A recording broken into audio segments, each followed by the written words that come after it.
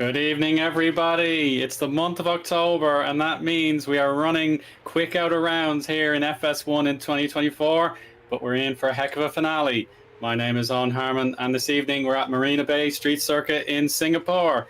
My broadcast partner, Ed Hunter, is beside me. And Ed, I hope you had a nice birthday. How are you getting on after your day yesterday?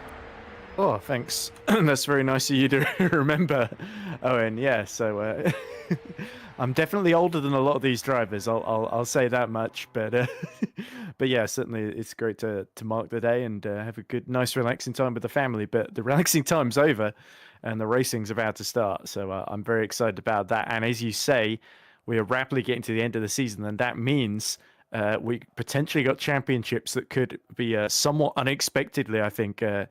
Sealed today. Mike Quint, I think, was probably hoping even his championship, his rival Victor Ivanov, would no-show for the third race in a row. Unfortunately for him, Victor is back in town and 85 points behind in the championship, so a long way off. But Amari Watson is also only about 8 points behind Ivanov. So to put this in perspective, Mike Quint, if he can end the day after race 2 tonight, 94 points ahead of the next driver, and he can win the championship. So he needs to gain 9 points on Ivanov and 1 on Watson overall across the course of these 2 races then. So it could happen, but certainly it's going to gain 9 points on Ivanov at Singapore. You're going to have to put in the drive of your life. And Mike Quint has certainly not been short of those so far this season. No, certainly not. He has been absolutely superb to watch this season. Really solid and consistent with regular top 5s. It's almost impossible to keep him out of it. Probably one exception was China race 2, and then his race 2 in Monza, and then of course he was unable to attend the British round. So that's pretty much the only real downsides of what has been a magnificent season. And of course, Singapore, Jack Mayer was the race 1 winner here last year. Unfortunately, this was one of the times where you couldn't attend yourself, Ed. So I remember absolutely nothing about the race because I was so exhausted having to do it alone. But thank goodness we're all a happy team together. Of course, Remco is broadcast director once again, so we thank him for what he's got to perform with the cameras, etc. So we're watching our drivers on their outlaps for qualifying.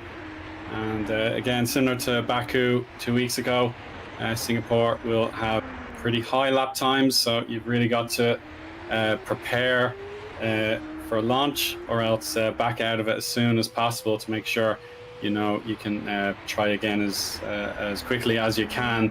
So yeah, this is definitely another chance for a different group of drivers perhaps to shine and make their opportunity felt here, Ed. Yep, certainly is. And speaking as we're looking at Mike Quint and Multiforce GP, do you know when the last time Multiforce GP, they've been in FS1 since 2011? Do you know the last time they won a title, Owen? I was thinking, I should find that answer out, but I can tell you. It could be a trick question. It could be never. It's not never. It's not never. I think that there's at least 2 because they won the. As we see Quint sliding into turn 3 on his first quali lap. They won the very, very first teams championship in 2011. Well, in their first FS1 season, I mean. Because FS1, I think, existed a few years before then as well. But the most recent one they won was Alex Siebel winning the Drivers' Championship in FS1 back in 2017, 7 years ago, which was when Multiforce finished runners-up that season. Of course, they're currently runners-up in the Constructors again to Netrex, of course, who are, let's see, 43 points ahead at the moment. So Multiforce have just about been keeping them in sight, but Netrex are certainly doing everything they need to do at the moment, and there's still a bit of a threat from MS Performance. So drivers looking very, very rosy. It's almost a matter of when rather than if for Mike Quint at this phase. But Ivanov, if he can just keep the points battle alive mathematically, then MS Performance could certainly give Mike Quint a little bit of a scare here, which is they need to do something surprising. It's great to see Victor Ivanov back because he's such an entertaining driver to watch, and he's put in so many great performances this season. It's just a shame he's had to miss a few races because I think we'd be looking at a slightly different championship picture if not. But either way, take nothing away from Mike Quint as Oliver Tarras swings in, another impressive young driver. Remember, runner-up in Baku as well last time out, and on provisional pole position at the end of his first run there as they all start to cross the line. Yeah, we're getting our lap times filtered in now. The first ability for the drivers to get their laps set if they commit to the lap. And James Knox there for KKR in second place. That is most encouraging to see there. This time zone would be more friendly to the Australian base watching on today to see their team in action. So yeah, it's been a long European leg of the season. Now we're starting to explore some of the other parts of the globe. So that is really good to see. So Mike Quinn so far has probably abandoned his first lap and he's willing to try again here, Ed. Yeah, just a 1:39.7 is not really representative. So this lap hopefully more like it. Niels Astenius is a new face in the grid this season for 100 to 1. So he's subbing in the number 91 car. More commonly used by, well, it was Philip Servinski in recent times, but outside of that car has been passed around a few times. And the 24th position there for Niels on his first lap. Yeah, I think we've also seen Liam Sweetman most recently aboard that car as well. So great to see Nils making his debut, of course, and 100 to 1 new team. And it's great to see new teams bringing that new talent, although Eoin Kilhausvik's been the main point scorer for that squad and the main reason why they're ahead of VMS Sun Edits at the moment, much to the frustration of Justin van der Smissen, who seems to be on his own representing the Dutch outfit tonight. Oh no, David de Vries there as well, and ahead of both of them in a 24 position on the grid then. So great performance there as I think Frelick very recently has just set a lap 25 thousandths slower than Oliver Taras there, as we see Van der Smissen returning to the pit lane there. So Simon Frelick, of course, doubled up, took both victories in Baku. Frelick, a bit like Ivanov, it's another case of what if for him this season, isn't it? Because some stellar performances, but the schedule not quite allowing him to really fight for the championship. But certainly, we talked to Simon, haven't we, after every race, and he basically says, I'm going to try and just get as many wins as possible. Of course, the runner-up from last year, he's still hungry, isn't he, the Pole? And it's absolutely fantastic to watch him just on the limit on these qualifying laps and desperately pushing to get one over on the British rookie Oliver Taras, who's impressed us so greatly. Was runner-up to Frelick, of course, last time out, and wants to go one better clearly with James Knox, as you say, who's scored his first points in Baku, now fighting for that second row of the grid as things currently stand with Andrzejewski. It's also all these impressive new guys that have shown up mid-season and are just absolutely flying, aren't they, Eoin? It's almost like FS2 was too slow for some of these guys. Put them in the FS1 car and suddenly they're absolutely singing around Singapore. Absolutely, yeah.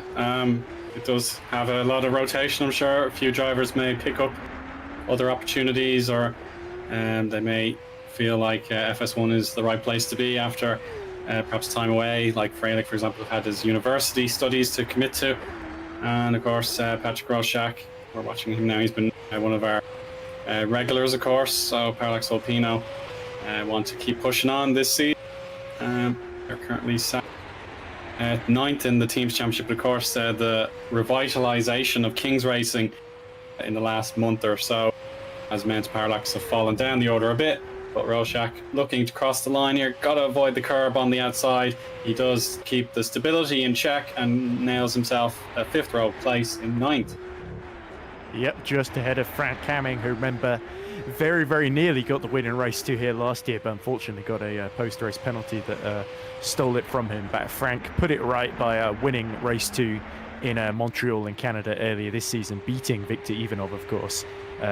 Speaking of which, Ivanov yet to really get his session going, hasn't he? Down in 17th position after the first couple of runs, and 9/10 off of 30. And then yeah, Ivanov, as he starts another lap, this needs to be good here. He's looking a little rusty, dare I say, as he slides it out of turn 3. Yeah, there's definitely a ring rust element here. I know how good he's been at nearly all of our circuits in 2024. He couldn't stop landing pole positions in the first half of the season. Unfortunately, the absence of Delta, it's a small hit to his pace, but yeah, at the moment on target to improve. So maybe Sector 2 is where he really needs to find the time that has kept him out of the top 10 or top 15. That will be his target for crucial points to keep the championship alive. to the penultimate round, at least in the circuit. Oh, he's crashed it. Oh, just before the Anderson Bridge, or on the Anderson Bridge. He's lost his front right tire head. Yeah, you saw he was taking so many risks. He was just absolutely clonking the curbs, to use a very technical term, I guess. And that just put him on a trajectory where he'd landed and he turned in to the outside, and he was just that little bit too close to the wall. And the front right tire and the front wing were just completely ripped off entirely, which seemed to come to a shock to us, let alone him. And he was in the car as James Knox goes purple in the first sector. So KKR, they've put James Knox in the car. Remember, Knox started this season in Academy, had a couple of FS2 outings, and now he's gotten the call up in the second KKR car. He's just absolutely flying out there as he just narrowly avoids the wall. He's certainly flirting with disaster, but unlike Ivanov, staying the other side of it.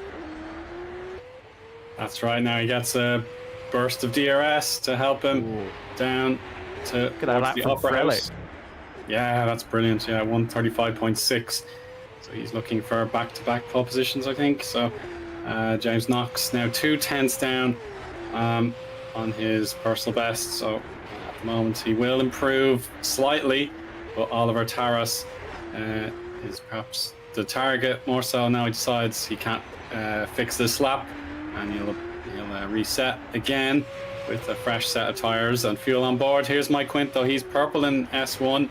Now he's trying to complete the lap before time runs out. 4 minutes 50 to go. So yeah, this one is going to be logged. Let's see if it gets him higher towards Freilich and Andrzejewski. No, it's just fourth, but that's still on point, really. That gets him in range for going for the podium. And crucially ahead of Omari Watson as well, and way ahead of Victor Ivanov, down in 20th at the moment, behind a newcomer to GPVWC, Scott Flack. Of course, you may recognize Flack and his Super Venturi, or in other series, Super Venturi teammate Thomas Smith, who's in the HGP in 12th. They're both Super Venturi teammates in FSR Pro Championship this season, of course. So they know each other very well. They know R-Factor 2 very well, and they're starting to get to grips with Singapore incredibly well as well. So Smith, of course, is a very, very exciting driver, was the Academy champion in FSR in 2023. So if he can translate some of that form here at Singapore, where he finished on the podium in the FSR Pro race this season, then we can expect him to really especially get involved in that reverse grid race as well. I think don't count out Thomas Smith, just ahead of his teammate Frank Hamming as well. That's pretty impressive for a first time round. Yeah, really good, I have to say, there from Thomas. P12 just ahead of Frank Hamming, of course, so HGP will be pleased with that. Their ambition for the championship is certainly to try and close down MS performance a bit more after Ivanov couldn't attend the last couple of rounds. So yeah, they will need a big haul of points to make it possible.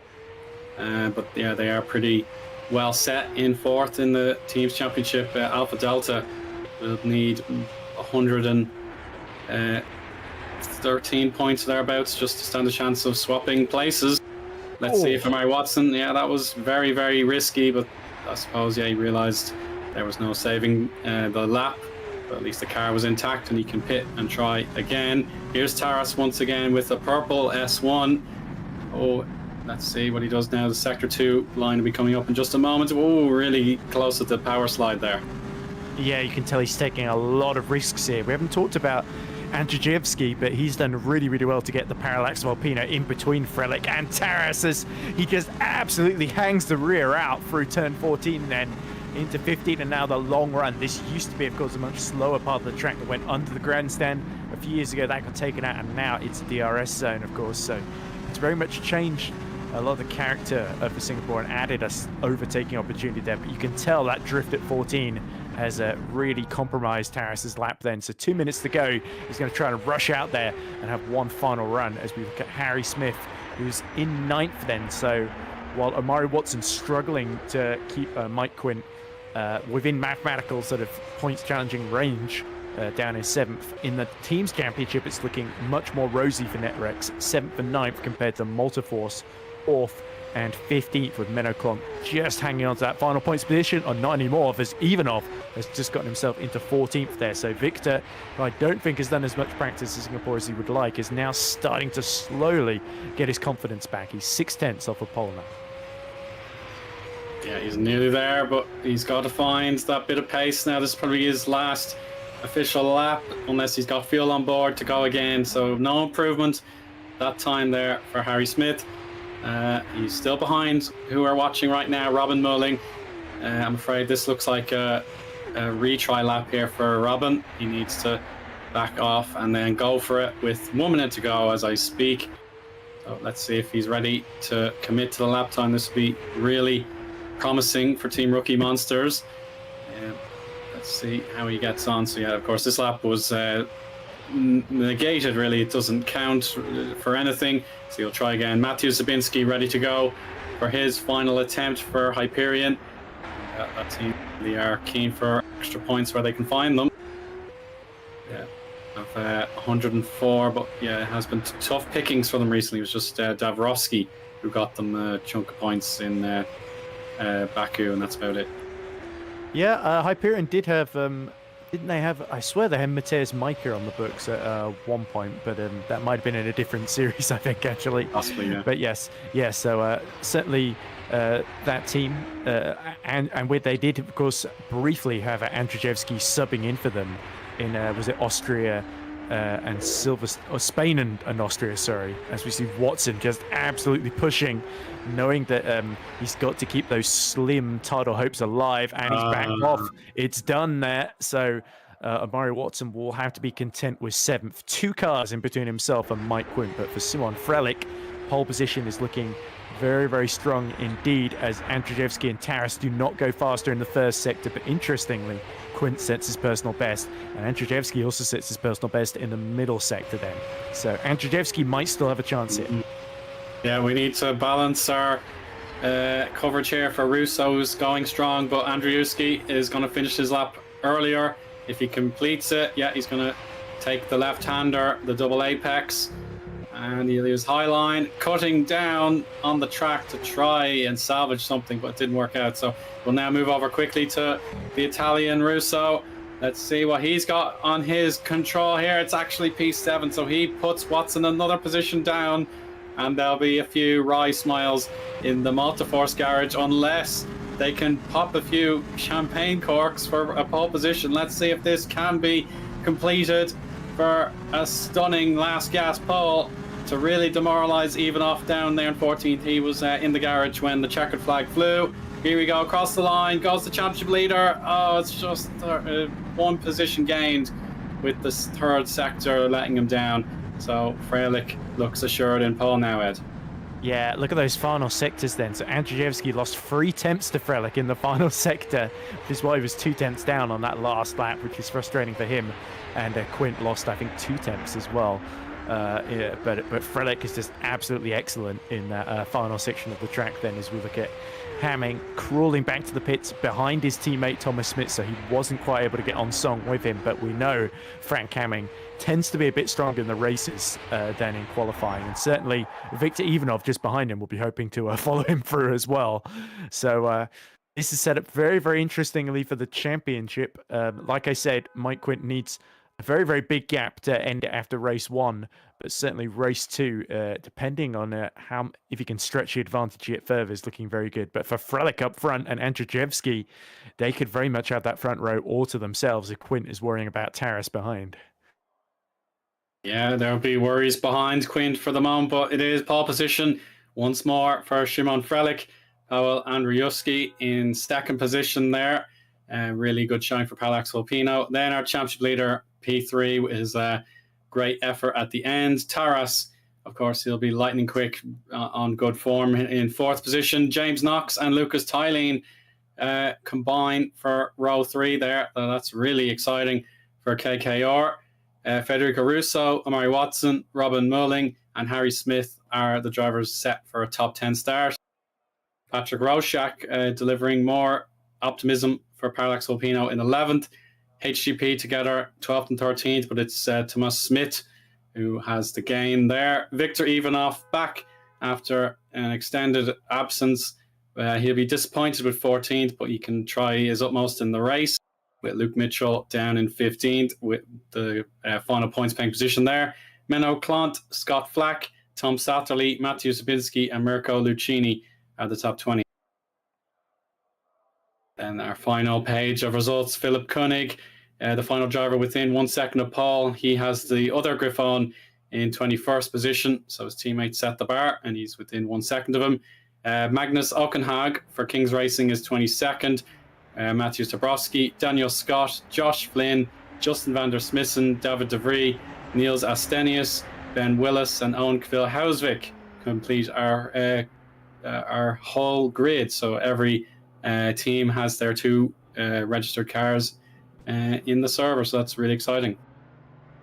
Yep, full house, as we like to see, and like as well. So that's certainly encouraging, because usually, let's hope everyone can at least take the start for race 1. There tends to usually be 1 or 2 that drop off before race 2, but yeah, certainly great to see at Singapore, such a challenging track, and obviously to fill out the roster, they've had to get a bunch of new drivers making their debut, and it's not you can't really envy them, can you, Eoin? Because this is a really tough place.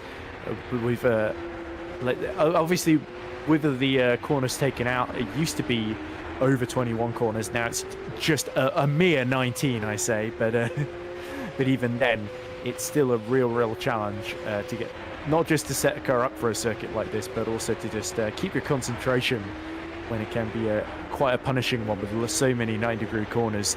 And like we saw, there's that really fast section, turn 11 and 12, just before turn 13, just across the Anderson Bridge. That can be a really punishing one, as we saw for poor Victor Ivanov when he lost the whole front right of the car.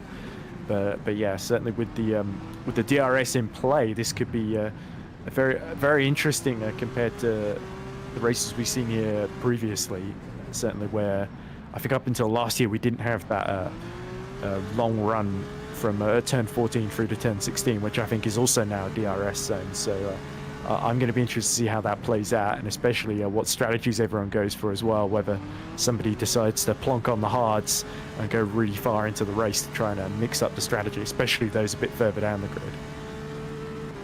Yeah, that's certainly a possibility, but a lot of the pre-race build-up was looking at the weather forecast and the possibility of some rain, something that has not affected any of our races in the FS1 category, unless I'm mistaken, at all in 2024. So that's quite a statement. I'll have to think back. We'll have to have a double check of that. But every race I've been at least, has been dry. So the potential for rain later on in the session doesn't look like there's any possibility of it at the moment, but yeah, there's been plenty of discussion about the potential for at least race 2 to have some rain. Whether or not that will require the intermediates or not, we'll have to wait and see. But as of right now, it is a fairly spotless night here in Singapore City, and yeah, the drivers will be all focused in on their original strategies that they had ready anyway for the usual dry running. And the task is definitely to see who can maybe think of something outside the box and make a few gains. Yeah, certainly that's the case. And of course, in terms of the championship, I'm just trying to do the maths. If it finishes with Mike Quint top 3 and Amari Watson, was it P6? I think it was. I think he was starting P6. So yeah, in fact, Vincent, I've just been distracted with that because Vincent has sent me a weather radar, and he says light fog and cloudy for the next 2 hours, and then in 3 hours light rain. So I think we should miss the wet weather running then. So race 1 will definitely be clean, and race 2 should also be dry unless there are delays then. So, and I think you're right, Eoin, it's been a dry season so far. I think it did threaten to rain at Silverstone at one point, and then that never materialized. So I think that was the cloudiest it got, surprisingly. But from a British summer point of view. But anyway, if you're Pavel Andrzejewski, you've already got 1 podium to your name this season. This is a fantastic opportunity, not just to take another, but to really mix it with Simon Frelick then. So Pavel, the Polish driver, after really, really strong qualifying, having just been pipped by Simon Frelick, he will fancy maybe trying something a bit different in terms of undercutting him if he can keep close to him in the first stint. And we know exactly how good Mike Quint is just behind in third. Obviously, the championship on the line. Mike, the reason he's been so consistent is I think he's often found himself in strong positions near the end of the race and then just not taken any silly risks. So as Singapore, I think he's got plenty of incentive just to take it relatively easy as long as he can hold off Oliver Tarras behind him. But yeah, it could be interesting if Quint starts to sense a victory against Frelick and Andrzejewski. And if Andrzejewski can get the jump on Frelick, I wonder if, knowing that Andrzejewski is the least experienced of the three of them, maybe Mike Quint could potentially hope that the Parallax Volpino can back Frelick into him. That could be very, very exciting. But I think what's more likely to happen is we're gonna see Mike Quint extend that lead in the championship if he can just get it home in one piece, and then potentially get into a championship winning position in race 2 if things continue to go his way there as well, with the reverse grid of course coming into play for those finishing in between. Is it 10th and 15th in oh no, it's 5th and 10th, sorry, I'm thinking of FS2 there. Yeah, so yeah, getting into that top 10 could become very, very crucial to making your night, or maybe just missing out on a potentially really, really good chance of victory. Of course, yeah. The opportunity to overtake has improved, as you were discussing, with turns 15, not having to go under the grandstand anymore. It's just a straight line down the street all the way to the chicane. But of course, yeah, this corner after Anderson Bridge will be turn 13. You'd have to be extremely brave to go for an overtake in the equal machinery. Maybe if you had a different chassis or something, you could possibly make it work. But yeah, I'd say most of the time you just line up the move after turn 13 and go for it in the DRS. But yeah, definitely the 8 of Andrzejewski. He's the most interesting one to watch from the point of view of Quint. If he wants to get past him for his extra few points in the championship, that'd be great. But he'd probably prefer the Parallax Volpino car in the lead, just so there could be possibility for action, where it'd be difficult for the driver with the freshest face, I suppose, the least experience. If he takes the lead around here, then yeah, he will be working very hard just to hang on in there. Whereas if Frelick is on form again, then yeah, it would be tough to take him off that winning pedestal.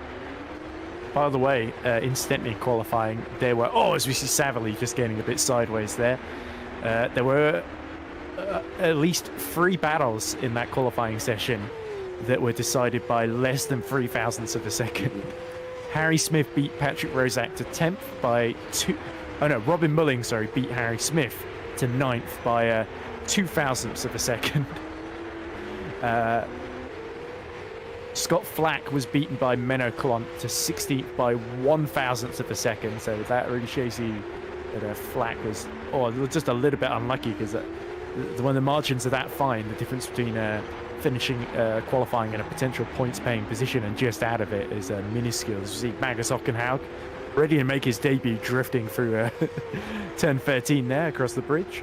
And the final one was, I think it was Lucchini and Koenig. So Mirko Lucchini beat Philip Koenig to 20th by 2 thousandths of a second then. So that's pretty crazy to me that we have so many battles with minuscule margins separating them. And if that's any sign for the race we've got ahead of us, Eoin, then it's going to be a close one. Yeah, that's a very good point. We usually praise our close competition in qualifying across the board, whether it be Super League or indeed Academy down the other side of the totem pole. So yeah, I wasn't personally looking too much at the gaps of the intervals. So yeah, that's a very good spot to show once again we have remarkable close competition. But that's a destruction of the King's Racing car there by Hockenhaug. Turn 5 was proving too treacherous from there. His entry speed just far too high there. Hopefully he has that ironed out for the races coming up in just a moment. So you just see the back end completely abandoning him. And now we'll compare and contrast with Freilich here. He's taking the same corner now that the yellow flags are flashing. Yeah, that's far more composed, I must say. Yeah, just looking at that because me and Magnus have been talking a lot about potential drive for next season in FS2, and then just see him bidding it in the wall in his about as he's about to make his FS1 debut. So certainly, I doubt that's the last car we're going to see in the wall. We saw even Ivanov do it, and we know he's won more races than I think anybody else so far this season. I think Freilich did beat his total last time out. So Freilich has won 1, 2, 3, 4, 5, 6, 7 races. Ivanov has won 5. Yeah, so I think that puts Simon Freilich 2 ahead. Ironically enough, those 2 being the 2 he won last time out in Baku as well. So he's not hanging around, and Freilich on pole again. You've got to say, few people are going to bet against him tripling up at the moment. I think Singapore is going to be a lot trickier to overtake than Baku, so I think race 2 we'll have to see, but yeah, certainly race 1 I think Freilich, as long as he doesn't make any big mistakes under pressure, then it's difficult to see him being beaten here unless Andrzejewski makes a monster getaway off the line. Yeah, of course. But yeah, now the warm-up is finished. Some driver may have elected just to sit out from setting any lap times. They may be just plotting away in the background. But yeah, quickest time of all was Robin Mulling there at 1:38.4. And then Mike Quint takes the second best time in the warm-up, 1.5 tenths off Mulling there. Yeah, so no doubt about it. I'd suspect the soft tyre will be the way to go for the first stint for majority drivers, even of course the ones that are required to use it in after compound use in qualifying. So yeah, there we are at the moment. Track temperature is 22.7 degrees, air temp 28 degrees. So it's usually, of course, the other way around in terms of the high temperatures, but of course we're at night here in Singapore, so yeah, the air temperature is still quite high and the track is cooling down. So yeah, no doubt about it, the soft tires should be handy for perhaps 18 or 19 of the drivers in the top 20, and then maybe a few drivers at the back will go longer into the stint, knowing this pit lane is one of the longest in our calendar. It's just so tricky to get into in the first place, and of course coming out of it you're going to have faster cars potentially to your right hand side as you're just trying to squeeze through the small blend line. Yeah, certainly we've seen a lot of people get that entry line wrong over the years. We've seen people spin on entry as well, so the curbs can be a bit vicious there, and it's quite a tricky one to slow down for, like you say, because you're sort of braking and turning at the same time, which ideally you want to brake and then turn at a place like Singapore, because you're less likely to spin out that way or miss a pit lane speed limiter, for instance, as well. So it can catch out even the very, very best. So it's often the simple things that trip you up, but especially when you're a top driver.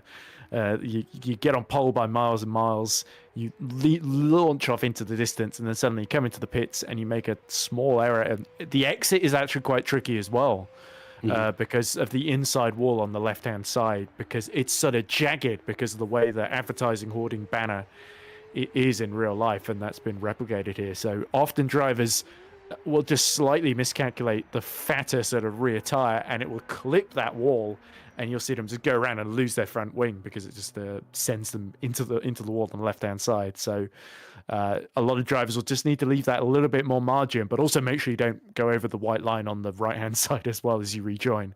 We can get some very, very close rejoins, because there always seems to be, with people coming out at full speed into turn 3 as people are coming out the pits.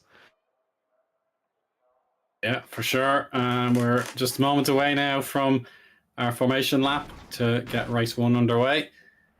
Race control just have to gather all the drivers as usual and get them set to go on the signal. And yeah, definitely the trick will be, of course, getting through the first series of bends. 1, 2, and 3 come up so quickly, one after the other. and then from there you'd hopefully be able to get your car in full working order, and then you can hopefully tick down the lap times and the lap count until you can actually pit. So yeah, it is really up for grabs, this race potentially, how it goes on the early goings. So yeah, we now have our chance to assemble the grid. Everyone's in their garages at the moment, making sure their strategies are locked in and ready to go.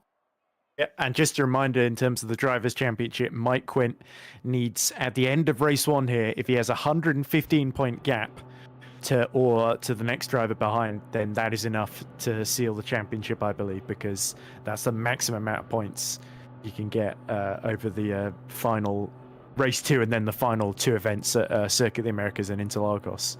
And he's currently 85 points ahead, so that would be 115 minus 85 is, of course, 30 points. So it will be difficult because there's only 26 available in this first one.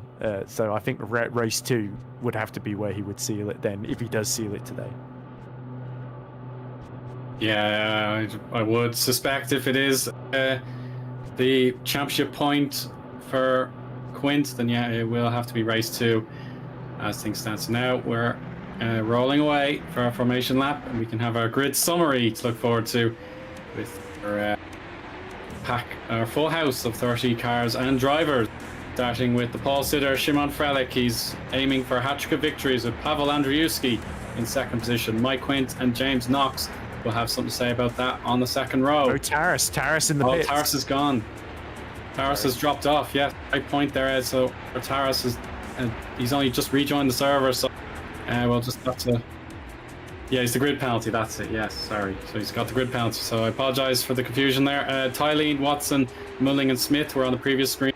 The top 10: Rorschach and Smith, Russo and Hamming, 11th and 12th. Even off. So there we were talking about him in 14th, but he's promoted up 1 to 13th. Luke Mitchell will have to do his best for Lunark in 14th, and Menno Clont now occupies the final points paying position. Scott Flack for Pixelate up to 16th. Then we have Satterley, Zubinski, Lucchini, and Koenig to settle our top 20 drivers.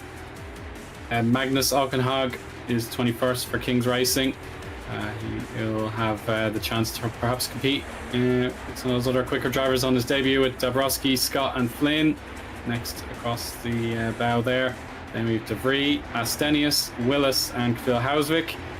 And then Justin van der Smissen may have been docked a place or 2 as well. He's 29th on our scoring boards. And then there we are, penalised is Oliver Taras down at the very back end. Yeah, that's a big shame for him, of course.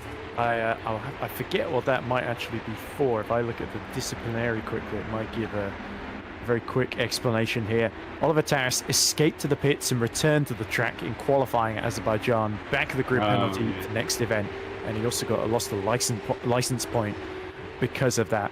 Van der Smissen got a 10th place penalty for avoidable contact, and that lost him 2 license points. So that was probably when he spun in the final sector across the track at Azerbaijan. Yes, it was a little bit of a heart-in-mouth moment. So let's hope at another similarly tight, twisty street circuit we don't see a repeat of that from anyone in the field. But certainly for Taras, he's going to be hoping for maximum carnage and to make his way through. So he could be very much one to watch if he can have a clean race here, because Taras, when he seems to start at the back and has to make his way through, he tends not to have the greatest of luck. So let's hope FS1 treats him a little bit more kindly than his FS2 reverse grids tended to go. But anyway, that means Van der Smissen is going to be our last race starter then, just behind Eoin Kilhausvik. He'll be grateful. He won't be grateful for that. I was going to say he'd be grateful for the 2 extra places, but Van der Smissen has knocked him around before the race even gets going. Yeah, thank be to goodness Eoin has reassembled his certainly dizzy mind there, just getting tagged in the back unexpectedly. I suppose, yeah, you could possibly say that was just a racing incident, but now we're underway, so lots of confusion on our formation lap, but hopefully it'll all make sense. Andrzejewski defends his inside line, possibly a little bit too hot there, but he recovers it. Frelick should have time advantage now, about half a second to the good. KKR duo, they're hopefully together. Yeah, they look solid enough. And Watson, he can't afford any mishaps. He's battling Mulling, who will be absolutely determined to make a show for his team today. The Team Rookie Monsters would love to get a strong finish to their season. Around the outside goes Rosjak. Oh, very, very aggressive from Robin Mulling. Almost pushed Watson out wide. And Watson, after the heartbreak at race 2 in Baku, loses no position. As Luke diving up the inside, it's Thomas Smith in the HEP who picks off. Is that Harry Smith then? Or I think, yeah, it must be Harry Smith then. No, Hamming, sorry, not Thomas Smith. Smith is just behind. He's so just behind, so we've a Smith and a Smith, so yeah, we have to be absolutely Yes. on point. As down the inside is Smith. He makes contact with Harry, so he can get away with one use without the contrasting surnames. But now they're going to drag race all the way to turn 14. No DRS just yet. They've got to be polite, because that truncating wall on the outside will be very dangerous to the car trying to go the high line. Oh, look at Harry weaving there, right in front of Victor Ivanov. Yeah. The guy who owns that team. Him and Ivanov are good mates as well, so probably not wise. I think Victor maybe has just backed off almost in it. I'm going to let this play out and reap the profits afterwards then. In fact, Luke Mitch similarly giving Victor Ivanov a hard time, but we cut back to Simon Frelich, 6/10 now ahead of Pavel Andrzejewski. And for Frelich, it could not have gone more to plan.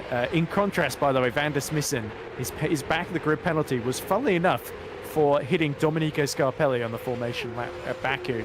And he's sort of done the same thing again with Eoin Kilhausvik, who has actually made a very good start, has got up to 24th position. And as we cut to the KKRs, Knox leading the more experienced Luca Filin, and Knox giving Mike Quint a bit of a hard time. So he's sort of inherited that Oliver Taras position of being the first to challenge our championship leader here. So James Knox could potentially do a giant killing feat here and challenge for the podium if Mike Quint is too cautious here. So maybe the championship leader, but he's got to push for all he's worth to stop this young upstart Englishman from putting him in a position to be less likely to win the championship in the next race, in a race's time, essentially, in just a few short minutes, of course, once this is over.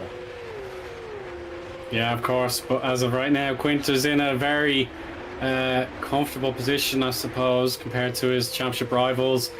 Watson, Hamming, perhaps on a very long shot will be Hamming, and then even off in 12th place. So yeah, at the moment, yeah, Mike probably will be worried about keeping in the DRS of Andrzejewski and keeping Knox at bay. So they're separated by about 0.4 of a second. Could be rising maybe through the left-hand curve. So now we begin lap 3 of 31, and yeah, it looks like the intervals are starting to spread out a bit. So the bump, well, the wing-to-wing sort of action we saw back here with all the slipstreaming, perhaps less likely here. So yeah, definitely you have to have your setup primed for the downforce for more corners than the straights. Yeah, you're going to see the train start to form now. But interestingly, Quint in third, fastest in the first sector. Andrzejewski fastest in the middle sector, and Frelich fastest in the final sector. But on this lap so far, it's Andrzejewski that is fastest in the first sector, and by some margin. So maybe the DRS is going to start to drag him towards the back of Simon Frelich now. This is where Frelich has really just got to hold his nerve and potentially get more defensive than he would ideally want to if he can't pull away from that parallax Volpino then, as we ride on board with the rear of Thomas Smith, who's got Smith still keeping him close company, and then Ivanov down in 12th then, trying to take the fight to Mike Quint, but there's a whole 9 places in between the two cars. So and that gap's only going to widen out as this race goes on, as the train keeps forming. The gaps from the front of the field to the back are going to widen and widen, and that makes Ivanov's job all the harder. Yeah, without a doubt. He can't panic though. I mean, he could. It wouldn't help. Yeah, it wouldn't help. He shouldn't panic. I suppose that's a better word to say. He shouldn't panic. Certainly not when it's lap 4, when he gets to cross the line himself. So you see more and more cars there in the background as Frelich's lead. It's hanging about half a second at the moment. Yeah, so back to Ivanov, of course. Yeah, you should not panic as of yet, but yeah, definitely the majority of drivers did go for the soft compound to start the stints today. There are a few gamblers, of course, going for the harder compound tyre. the best of them at the moment is, of course, the teammate to even off, of course. That's Satterley. He's 17th, and he's going pretty comfortably at the moment, just behind Menno Klont.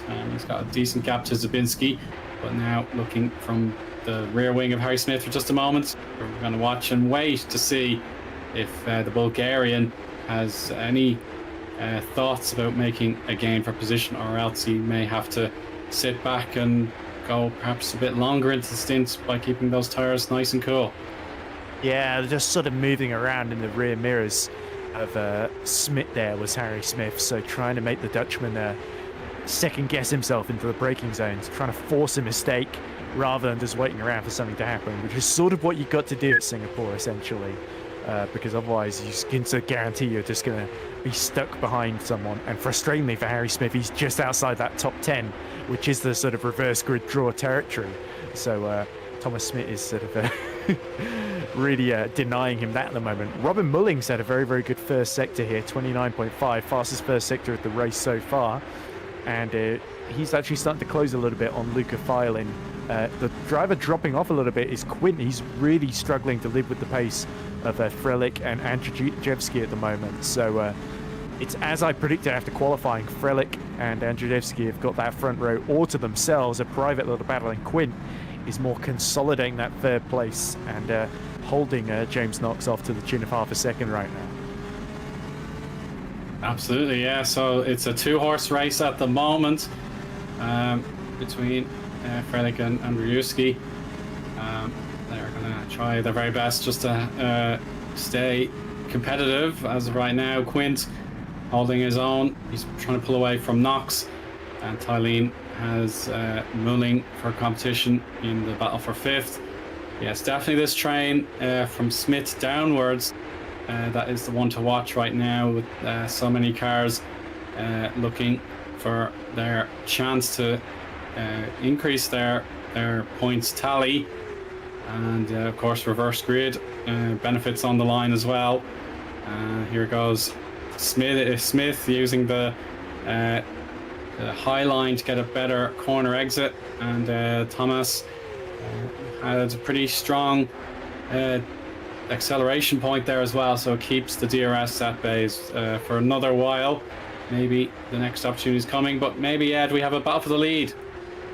Yeah, Frelich has not quite been able to escape.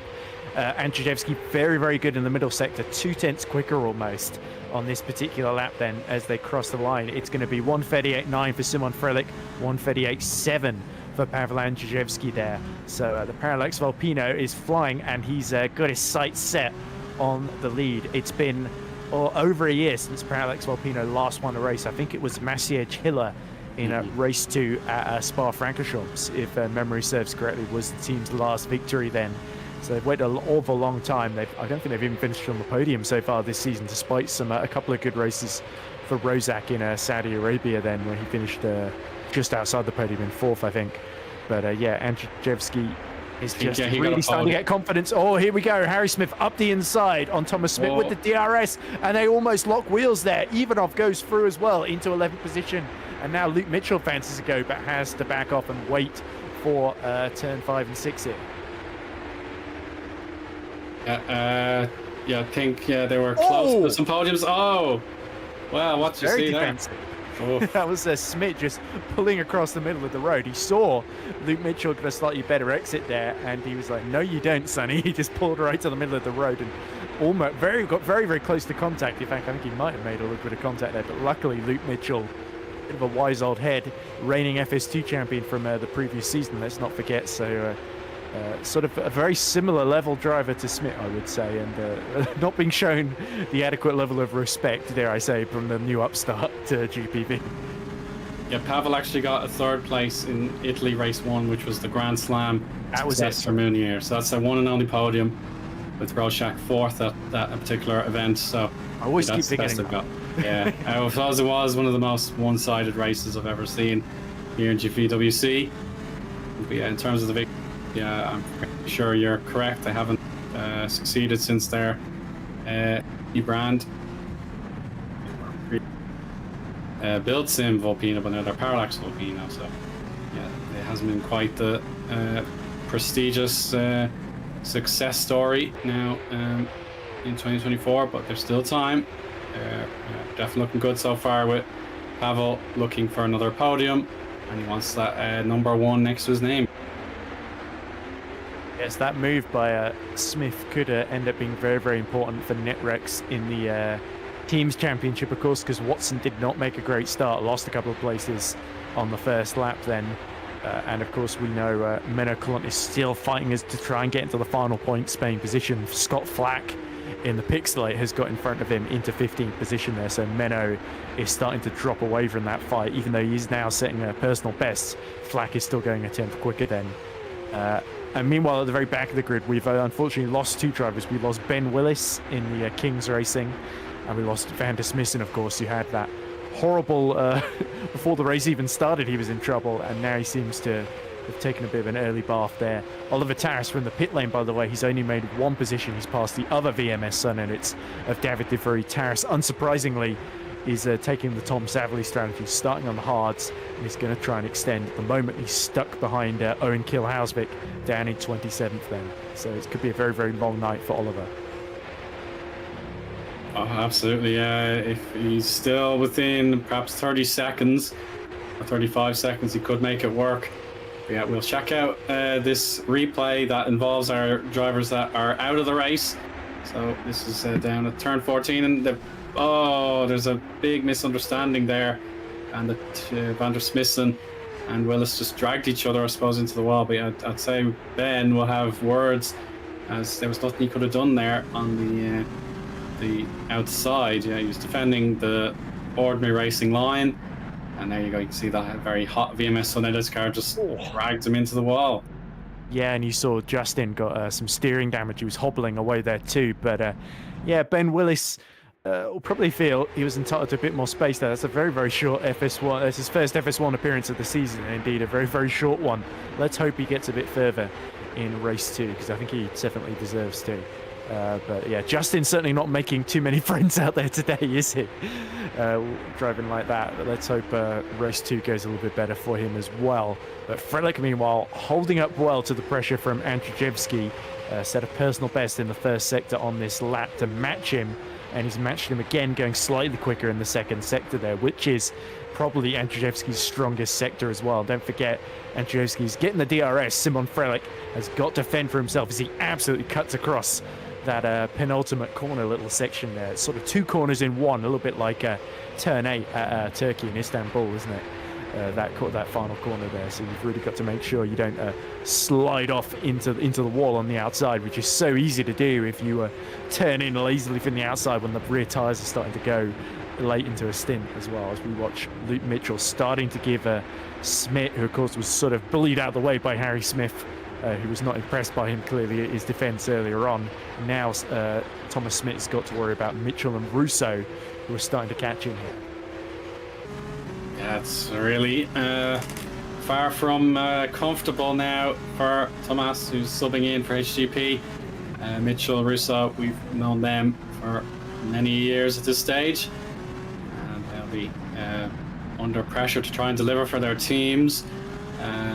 So the Delta, they have Lucchini out of the points there, 21st. He wants to go on the harder compound, and then we've discussed Taras, who was incredible in qualifying with the 3rd position, but of course he had the significant penalty to serve, and it's taken him out of the runnings as a points contender as of right now. But yeah, we're still not even at halfway, and there is a lot more that can still happen. But of course, the 28 runners still on the course are all pretty close together. There's no one caught straggling way down the back at risk of any blue flags or anything like that. So we still have lots to play for here. Yeah, and certainly a lead fight in prospect here. If Andrzejewski can just keep Frelick in sight for a bit longer in this stint, he can maybe think about going for the undercut on the Griffon here. I also just looked in the chat, and Chris Villa, I think, has sent in a comment saying, "I'm so cooked. The commentators mentioned gambling right as I switched to the stream." Right, I don't remember talking about gambling, but maybe entire gambling, but not actual casino gambling. Yes, Yeah. I don't think there's too many casinos in Singapore, especially compared to somewhere like Monaco. But No. I think Savily has just gained a position here as we see Scott Flack and Magnus Ockenhaug going into the pits then, which is going to send them right to the tail of the field since they're the first to pit, of course. So this is where Savily's strategy, and he's only less than half a second by Menno now. So the hard's really starting to come into their own a little bit here. He's matching Menno Conslap. In fact, he's just passed Menno. So Savily's now in the points. Good news there for MS Performance, as you say, to have Satterley in the points. Oh my goodness, we've got a car smoking severely there on the start-finish straight. Scott Flack will take no further part in this race. A huge engine blow. We don't see that very often in the FS1 category. Of course, you can just change the engine each and every time. It's not like the regulated Super League rules with the engine upgrades and all that sort of thing, where you could possibly run it too hard and too hot. But there's the overtake from Tom, nice and composed through turn 7 there. And Sapinski oh, yeah, taking so advantage as well. Menno lost a lot of his rhythm there, so yeah, double disappointment. And yeah, that is a great opportunistic driving, of course, from Zabinski. He was able to spot the inside line. Menno left it wide open as he was trying to reel himself after being overtaken the first time. Yeah, and we're hearing from Vincent Gutt that Scott Flack shifted into neutral and then back into first as Luke Mitchell just rubs the wall with the rear tyre through turn 3 there. He is absolutely hustling that Lunark to try and get a few more points out of it, to try and assert himself past Thomas Smith then. So this is a very close battle. But yeah, Scott Flack, the Australian, infamously his luck in the FSR season. He's one of the most pessimistic drivers I know. He was always talking down his chances, always saying, well, something bad will happen to me. And unfortunately, it's become a sort of self-fulfilling prophecy, and it's followed him to Grand Prix Virtual so far as well. But that's a shame. I think Flack had a good chance of getting that final point had that not happened. But that, of course, opens it up to those behind. And, oh, as we see HGP off there, and that must be Thomas Smith. Yeah, that might be the trouble afoot. Yeah, Smith has lost his front wing with a mistake leading him into the barriers, and he's going to yield, hopefully, to the cars that are intact behind. So that's the typical turn 10, the Singapore sling. He may have just hit the barrier on turn in. Yeah, exactly it. So there's no stopping the car in time. George Russelled it. George Russelled it, yeah. 2 years in a row for Limey, George Russell. So yeah, that's an unfortunate one. And yeah, he has to pull over to let these other cars by. And I think Knox and Rorschach are in the pits, looking to go early on a tyre change. Yeah, and Knox had dropped to just under 2 seconds behind Mike Quint as well. So it probably makes sense for KKR to roll the dice here and try and put the pressure on the leaders here. So this is James Knox going for the podium, but where in the traffic is he going to filter out? He comes out in 19th, just behind Josh Flynn, I believe, with Rozak a further 1.4 behind then. So again, also aggressive from Parallax Volpino as well, and crucially, no cars in between the two. So these two could end up really fighting for that 4th position then. And this might be Rozak undercutting Mulling and Phelan, who I think were just ahead of him. Yeah. And we've lost Russo. Oh no! Yeah, they're dropping like flies now. With of course the mistake from Smith, and Russo's gone. Now Taras is. This is probably his time to shine, having to sit back and just watch what the other drivers do. He can now get a move on. He's got the position off Matthews Dabrowski, and that's a top 20 position for him now. Consult the replays to witness what happened to Federico. So he's behind the Lunark at the moment, and there's the disconnection. Yeah, just a sudden disconnection, and that's the premature ending to the race. Simon Frelick in the pits. Oh yeah, so I was just about to say the data perhaps that the early pitters provided to the guys up at the top could be invaluable, because you'll know roughly where you're going to feed back out on the track, and there is a nice healthy gap on the road there, so you're just going to see Satterley on your screens. He may just dive in and wait for his chance. Oh, he's right behind, as a matter of fact. So while those tires need to be brought up to temperature, Tom Satterley could distract our gross net leader. Oh, a bit of a slide there from the Kiwi, so he's lost time. And that tells you that the hards are already, he's pushed them that a little bit too hard to try and gain track position, having started on the hards, of course, and after 13 laps at nearly half distance, he is just not quite able to live with in the wake of Simon Frelick there. So crucial that Frelick came out ahead there. That's really good strategy from Griffone. And what do Parallax Alpino now do with Andrzejewski? Do they keep him out to try and get a delta at the end, or do they respond to Frelick, where he'll almost certainly come out just behind him?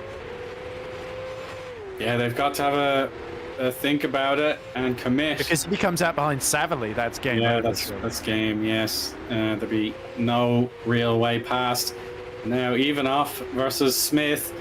Definitely consequences for our team's championship, of course. Netrex looking to pull ahead of Multiforce in the team's championship and get closer to becoming team's champions for 2024. So Andrzejewski has pitted and will get himself those hard tires, and we're just waiting patiently to get going again. We have Tylene, we've Smith and Ivanoff, so they reacted to the opportunity to pit. Mike Quint inherits the race lead, Frank Hamming up to second, but let's see where Frelick will rejoin. So yes, he has a strong lead, but it's all about Satterley in 5th position. Can he get the Parallax Alpino behind him? No, he can't. So again, that was spot on strategizing from our top 2 contenders. Yeah, very, very good in-lap from Andrzejewski to get him ahead there. But Rozak has come out just behind Luca Filan, so he attempted to undercut. He's now got a chance with the DRS as they go on that long run into turn 5 here. How heavily is Filan going to defend this one? Eoin, as look up ahead, Knox is going for Philip Koenig. Yes, so let's see now on the inside. This is Koenig on the attack contact. But of course Knox has the right to go for it. Oh, they've touched again. That's going to allow Tylene in for the opportunistic pass. So yeah, that could be a bit of 3D chess from Knox as he's helped his teammate out, whether he meant to or not. That was a big gain, and I'm sure Rorschach will want to do something similar because there's trouble behind it with the pace of Mulling and Taras now. Yeah, that looked like a squeeze from Philip Koenig on James Knox. There's Mike Quinn is pitting from the lead, which is almost certainly Hamming's going to follow him in, and then that's going to hand it back to Frelick then. But here comes Rozak then.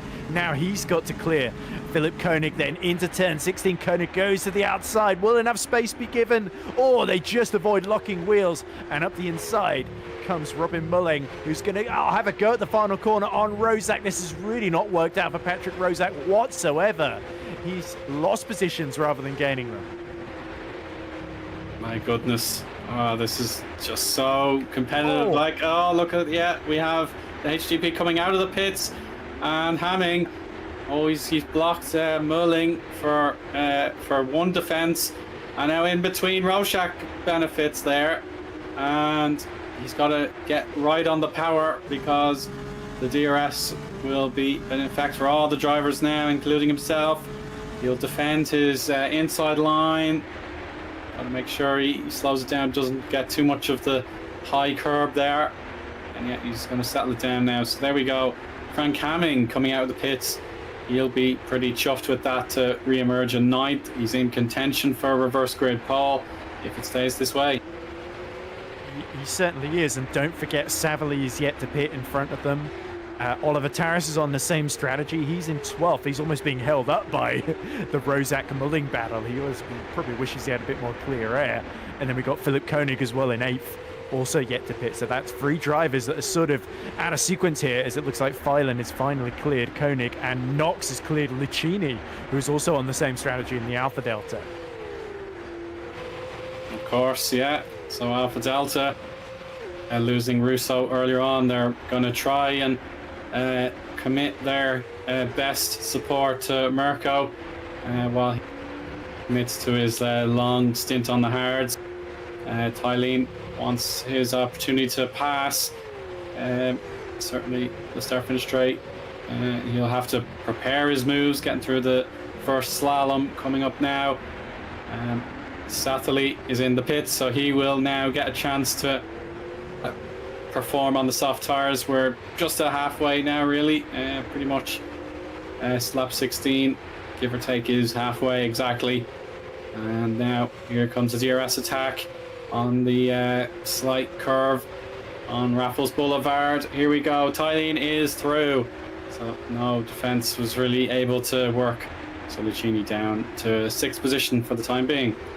Yeah, and look at Koenig again swiping in front of Patrick Rozak. So Philip Koenig very much a cork in the bottle. And I guess he was trying to help Simon Frelick by holding up those behind. But unfortunately for Frelick, Andrzejewski set the fastest lap of the race last time around again as Rozak at the old Singapore sling tries to get the move down on the left-hand side. And again, there's just not enough space to squeeze through, and it's creating a sort of log jam behind as there's a huge train of cars.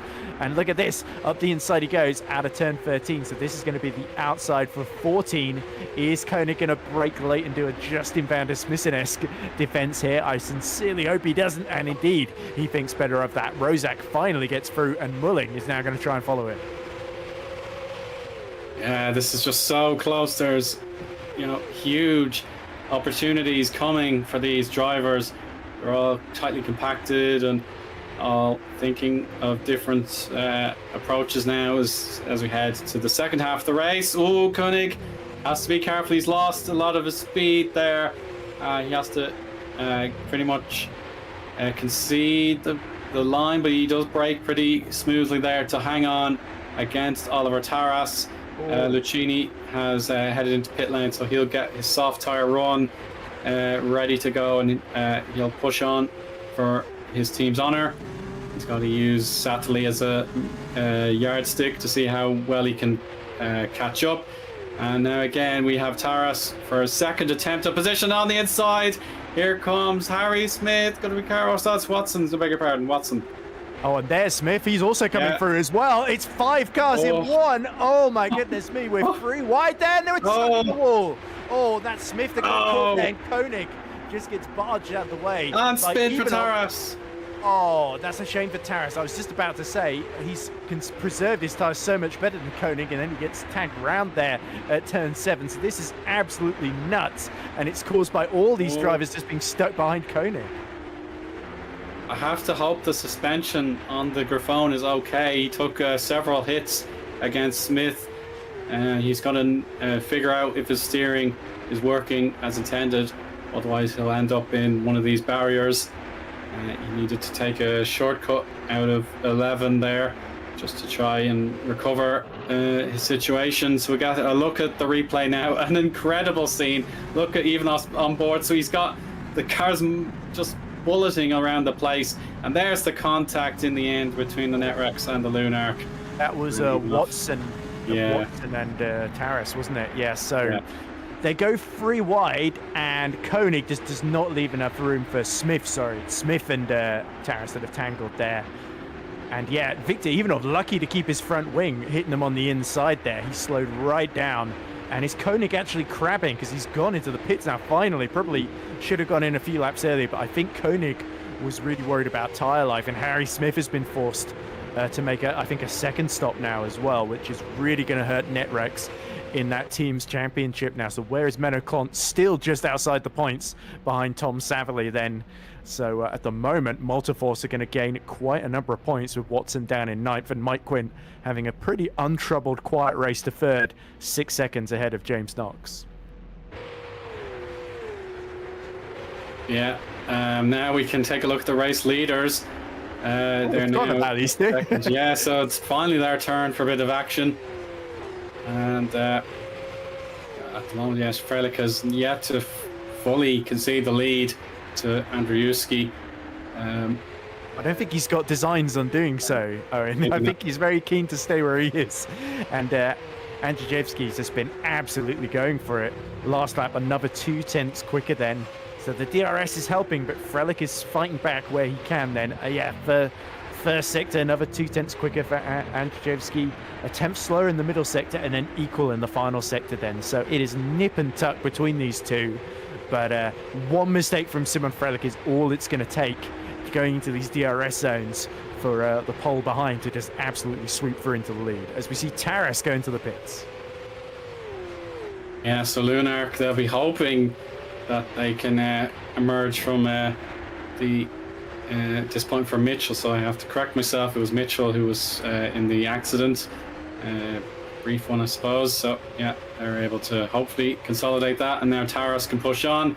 We have the head-to-head battle for 5th place here. Frank Hamming is through on James Knox. So lovely progression here. So Hamming is definitely one of our racers, and he really knows his stuff if qualifying doesn't quite go to plan.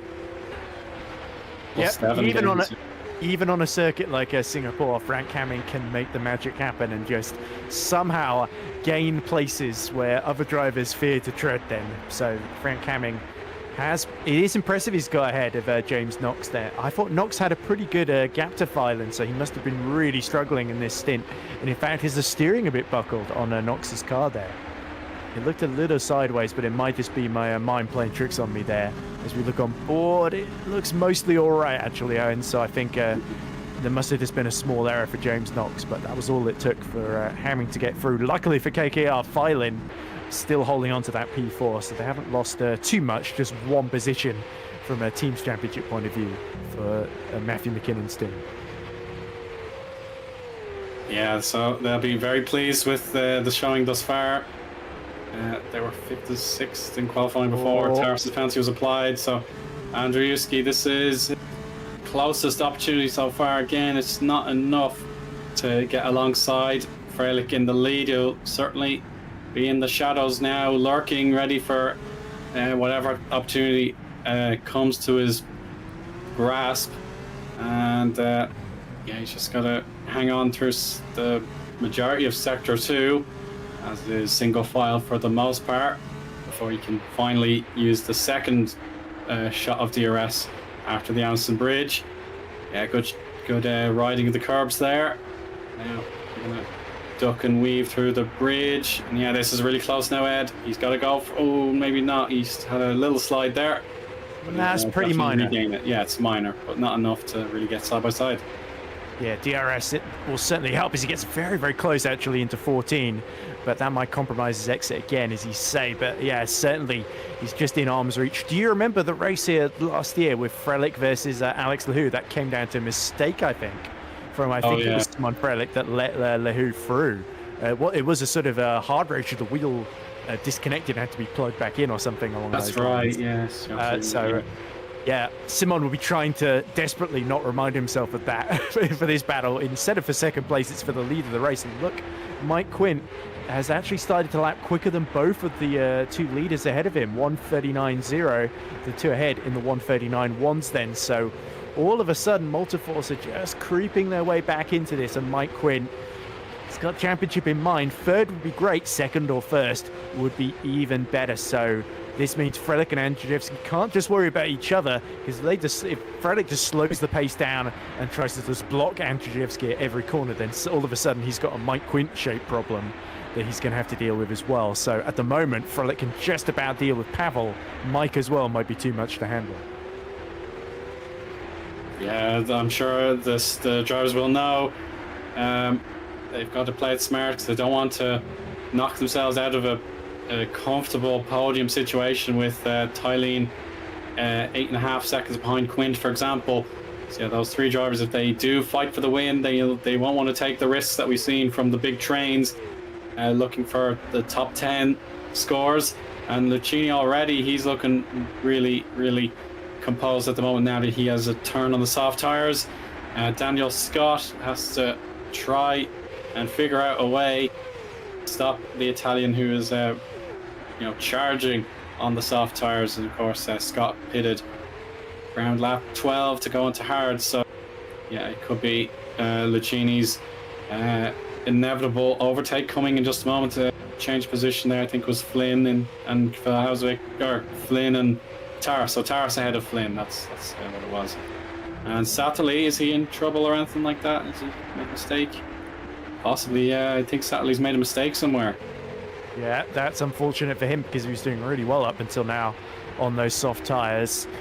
We should also apologise to Oliver Taras because it was actually Luke Mitchell that made contact with Harry Smith, not Taras. As we see, look at this, Andrzejewski really starting to size up Simon Frelick and all moving around in the braking zone there.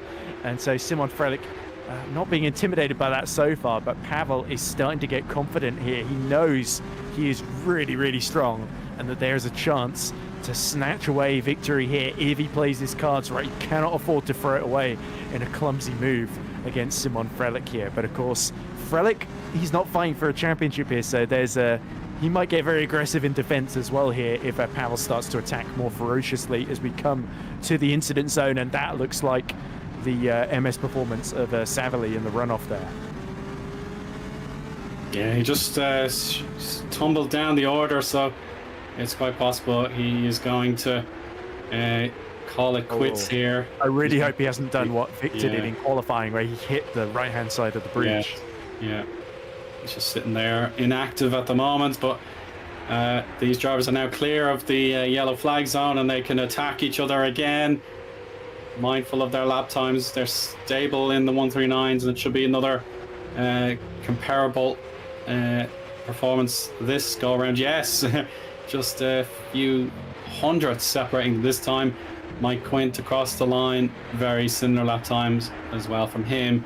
So yeah, it seems like these two are just going to duel to the finish, and it would be a meaningful moment for Parallax Alpino if they can take away Frelick's bid for a hat-trick. Yeah, certainly on for what could be their best result of the season here. Simon Frelick, how defensive does he get into turn 5? He's sticking to the racing line. He's got the confidence on the brakes to just stay on the outside there. But the more he opens the door, the more hungry Andrzejewski is going to get here. So he needs to be careful how he plays this, Simon Frelick. Because again, if he starts getting really, really defensive, then it could backfire with Mike Quint still just within arm's reach here. Of course, yeah. We'll now see a replay. And this is Satterley. So it's contact with Smith. So he's knocked his suspension out most likely. And he cannot continue. He just pulls over. So that's contact with Harry Smith. In the Smith was a lap down, yeah. Yeah. Yeah, that's absolutely brutal to take that kind of an impact on the right side of the weird suspension. place to try and lap him, though. I wonder if there was something else going on with Savily's car there. It wouldn't be the first time this season, but that's such a shame for the man who, let's not forget, didn't he win race 2 in Monza, wasn't it, Tom Yes, Savily? it was Monza, yeah. We've been waiting a long time for that one, but I'm afraid race 1. Waiting a long time here. Yeah, I think he's just stepped away from his. I think the engine's gone. His sim rig, and there we go. The car is now smoking to indicate the engine is not cooled down sufficiently. But yeah, we can't be distracted by smoke and mirrors any longer. We've got to get back to the lead battle as the lap counter is definitely slipping away from Andrzejewski. Another 7 or 8 laps to go. Lucchini now in control of it, 2 points for 14. Wants another showing here to take Menno's 3 points for 13th. So he's gotten himself in a great position. Mulling, he's gone the long way around Patrick Roszak, and Roszak will not concede a yard to him. So try again next time. Yeah, I think that was a bit late to be trying to go around the outside by Robin there. That was good. It was always going to be a bit difficult to pull that one off. And Roszak, he's not happy. He's weaving as well, which is certainly not going to help his lap times. But I think James Knox is 2.5 seconds up the road, so he's not thinking about that as Andrzejewski's gearing up for another attack on Simon Frelick. But whatever Pavel has to throw at him, and he's weaving as well, I think there's a sense of frustration here. Pavel is so keen to get that first win, and Simon Frelick, cool, calm, ice cold and collected from the pole. He's not letting his countrymen through whatsoever. Yeah, we're most likely going to hear Polska Gorom each way as things stand. Lap 25 begins. And Freilich has not even felt the fear of being in second place to Pavel. And there's just no way past at the moment, so he'll try again. Another 1:39 pair lap times from these two. Let's see, he's going to close 0.2 of a second down, 2.5, 3 maybe, but it's not close enough, Ed. He's going to keep figuring out what to do. Yep, certainly. And in the back of my mind, I'm also just figuring out what the championship lead for Mike Quint is going to be after this, but I think that's going to have more relevance in race 2 as a mistake from Freilich, and he pulls right to the inside. And Krzyzewski, is he going to try and go the long way around of Simon Freilich here? That's bold, and there's not enough space, but he gets Freilich onto the dirty part of the track, and Freilich holds on by the skin of his teeth there, but a heart-in-mouth moment. Freilich makes a rare error, and gets forced wide at 13. Another small error, and they're now side by side almost as they approach turn 14. Yeah, and the glimmer in Mike Quint's eyes is really going to sparkle now as these two have taken lumps out of each other. It was just a small hit of the wall for Freilich into turn 9. It was, turn 9. So he hit the wall on the entry and it caused understeer. Now, Andriuski so close to making his ambition come to life, and it kind of resets the board. But Quint, he's going to gain nearly 2 seconds, I think, here. Yeah, he's got a 1:38.7, so Quint pushed extra hard that lap to make nearly 2 seconds of a gain on these drivers. So if that happens once more, Ed, it will be a three-way dance for the win. Yeah, you can hear Mike Quint just begging Pavel and Krzyzewski to just do a daredevil dive, because as long as Mike doesn't get caught up in the incident, he doesn't care who wins ahead of him, does he?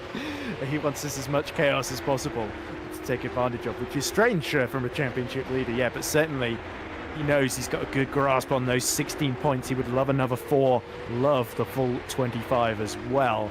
But either way, it's going to get him just within arm's reach of the Drivers' Championship with Omari Watson down in 9th. And look at this, mulling around the outside once more at turn 5. But this time he keeps all 4 wheels on track and now has the inside for turn 6. Or does he? Because look at that, Patrick Rozak still there, and they come together. And round goes Rozak, and he's going to have to wait an age to let everybody through. Through goes Watson, through goes Ivanov, and they get a few more crucial points in their respective Drivers' Championship campaigns. So Rozak was really fighting there, but unfortunately he came off the worst. Of course, yeah, that's really difficult to fathom that one, I'm sure, but I suppose at least the gap behind him now is quite vast. He has about 10 seconds yet on Matthew Sabinski.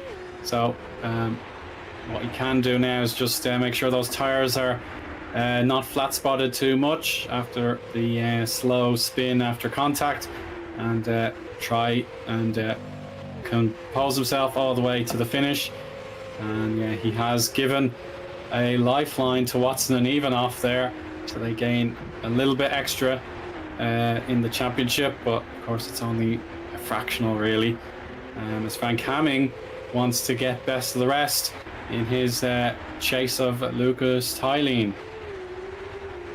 Yeah, so Mike Quint is going to gain 8 points on Omari Watson and 9 points on Victor Ivanov. And so with that would put him 94 points ahead of Victor Ivanov with 115, I think, left on the table. After race 2, there will only be 94 points. So if they both retire in race 2, it stays as it is, Mike Quint would potentially be the champion, but there's still another race to go until we can decide. So mathematically he can't seal it here. Only in race 2 will the chance present itself. But Taras, he sees a chance of not just 14th but 13th as well, as look at that defense in front of them from Ockenhaug and Klont, with Menno Klont thinking about, the team's championship is worse. That's Scott making an absolutely banzai move out of nowhere on Magnus Ockenhaug. Ockenhaug was grinding against the tall curb. He couldn't get the rear wheel spinning as he wanted to on throttle, so that allowed Daniel Scott to take full opportunity. He ducked to the right-hand side to avoid contact, and then that was the prime inside line to the right-hander, so he's through. Lovely stuff there from Scott. Now we will focus again on the battle for fourth. Hamming so close, you can almost picture himself in the fourth position, and unfortunately it's going to have to wait for the DRS zone to make his opportunity fully fleshed out. So we'll see how they compare on the corner entry for turn 5. Looks okay so far for Super Swede. And yeah, Hamming is just too far back at this stage, looking backwards towards the mall. That will be defence completed thus far, Ed, for Tylene. He's got to keep going though. Yeah, and for Frank Hamming, if he can get past Lucas Filin, then that would be enough points to overhaul Omari Watson if Watson can do no better than 9th. In fact, Ivanov has passed Watson in recent history, actually, so that actually helps Victor Ivanov in the championship even further, as we see Thomas Smith making a late pit stop along with David De Vries for some soft tyres, no doubt, with just a few laps to go. Shout out to Oliver Taras, by the way, after that fantastic move. Matched only just by, I think, Daniel Scott as well, just behind him. Taras has gone from the pit lane into the points, which I think is really impressive. And now he's going to try and take a couple more points away from Menno Klont as well. And Menno knows Multiforce need every single one of these on a day when Netrex have only got one car in the top 9. Oh, for sure, yeah. This is their chance to be top of the FS1 pecking order again. As we discussed in the build-up, they have one championship for the teams in their cabinet. They want to do it again, but Taras has made his feelings known about the inside line. But of course, the switchback is going to help Menno defend. But yeah, it could be last light breakers here. Klont has to know exactly what he's doing. Oh, contact that he's into the, well, gently into the wall, so he hasn't damaged the front wing. But he's lost all the points there, so that negates what we're talking about there. Menno Klont out of the points, so Multiforce have just the one car in the points themselves. I was just about to say, Menno was doing super aggressive but super fair not to squeeze Oliver Taras in the wall, and in the end he just didn't quite leave enough space with himself on the outside, got tagged by the wheel, and I think Menno kind of only has himself to blame there. He probably should have let Oliver go because he was so much faster. It is the hindsight, of course. So you don't want to miss out on, looking at your best. Sometimes you do have to yield and maybe fight another corner. But here's Ockenhag. He wants his way back. He's being attacked by Josh Flynn. Yeah, exactly. So if anything, going a bit worse for Magnus, with Flynn on one corner, and then on the other side it's Luke Mitchell. So Mitchell's the big winner all of a sudden, and Ockenhag is now having a dreadful time of it. Those hard tyres are nearly 20 laps old at this stage, so it may just be a little bit too much effort has gone into them and they're starting to burn up. That's a shame. He's done a creditable job in his debut, but now the reality is kind of biting him, so he's lost a lot of places. Yeah. The great job, though, by these two rookies to FS1, Josh Flynn and Magnus Ockenhag, to be fighting just a couple of places outside the points with just 2 laps to go then. So, nonetheless, great effort, and unfortunately, they're now going to have to deal with a very, very fired-up Menno Klont, who it's unlikely he's going to be able to get back into the points, but you never know with Singapore being such a chaotic ground. And so far, it's certainly delivered in that respect. Meanwhile, Andrzejewski is gearing up for a final assault, but he's running out of time here. He's running out of tricks to throw at Simon Frelich as well. And now Mike Quinn, he might just take a grandstand seat here, or will he potentially pounce on the Parallax Volpino if he can't pass Simon Frelich? Only he knows. His decision making. So much quicker than both of them. 1:38.4 that last lap around. 4 tenths quicker than both of them. That's unreal, I have to say. So Quint definitely using that time by himself to great effect. And now final lap begins. 3 cars all in the same picture frame within a second of each other, 1.2 seconds really. DRS, of course, will have a new impact on this. But so far, the shielding of the lead has been impeccable from Frelick. Just that one mistake that allowed Andrzejewski to get alongside. There we go. Quint will also have DRS. So, yeah, again, it is even Stevens for the ability to win the race. But, yeah, we're potentially going to see a car put a lap down. It might be David de Vries, who was visible on the long camera shot after turn 5. They may catch up to him before too long. And now we're heading... De Vries on fresh tyres, so he might be true, okay. Yeah. He might be okay. 29.4 in the first sector, which is 2/10 quicker than Frelick in the lead. So I think it's all just down to these 3 on their own, and they just need to keep it clean, especially Simon Frelick, and he's going to come away with a very, very hard-fought victory. But Mike Quinn is just going to give Pavel Andrzejewski something to remember him for ahead of race 2. Yeah, that's a signal across the bow with Quint. He can certainly appreciate how good the 2 drivers have been in front of him. It's last gasp overtaking right now. It's not going to happen, I don't think. Frelick has the final left-hander to go. He's kept it away from the barriers this time. Now he's just going to hold on, and there we go. Frelick is a hat-trick hero, taking the checkered flag in race 1 around Marina Bay. Pavel Andrzejewski, you've got to say he's put in a stellar effort, but it was not enough to get Parallax Alpino a victory for the first time in 2024.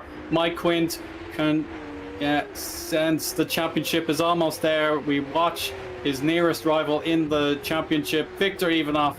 He's going to cross the line behind Team Rookie Monsters, Robin Mulling. So P8 for Ivanov, but he will hope for a kind draw in our reverse grid panel. But of course, best of the rest, we have to, of course, acknowledge Tylene, Hamming, and James Knox. They were all brilliant today, and they were, clear enough on their own, really. With Tylene and Hamming very Luke close. Mitchell, going for the Mitchell final for point. the point. No contact. They're going to argue about it across the line. Maybe is anyone ready to pounce? It's Josh Flynn. Josh Flynn has won a point out of nowhere. Oh, that's going to be... Oh, there's going to be consternation there. Hyperion, how badly they needed that. And it's all gone horribly wrong. Mitchell with a do-or-die move. Yeah, certainly. He got caught out a bit by the closing speed on the fresher tyres there. So that is a shame. But for Josh Flynn, given that he's not that experienced in GPV at all, to get a point in his first FS1 outing, that is... a bit of fortune played its part there, but Josh Flynn was there to take advantage when it mattered. So good on Josh Flynn. And Daniel Scott as well, getting his best finish in P14 as well. Remember, he got that P15 at Monza, had 2 really solid races just outside the points in Baku, and now he's back in the points again. So Scott, who we talked about with that great move, didn't he, that he made on, I think it was Ockenhaug, around the outside.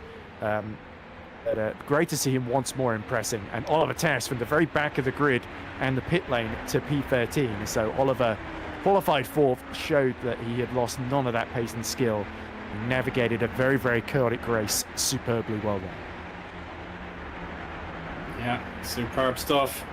And yeah, chat certainly got a kick out of the remarkable bit of good fortune there for Josh Flynn. We'll hopefully...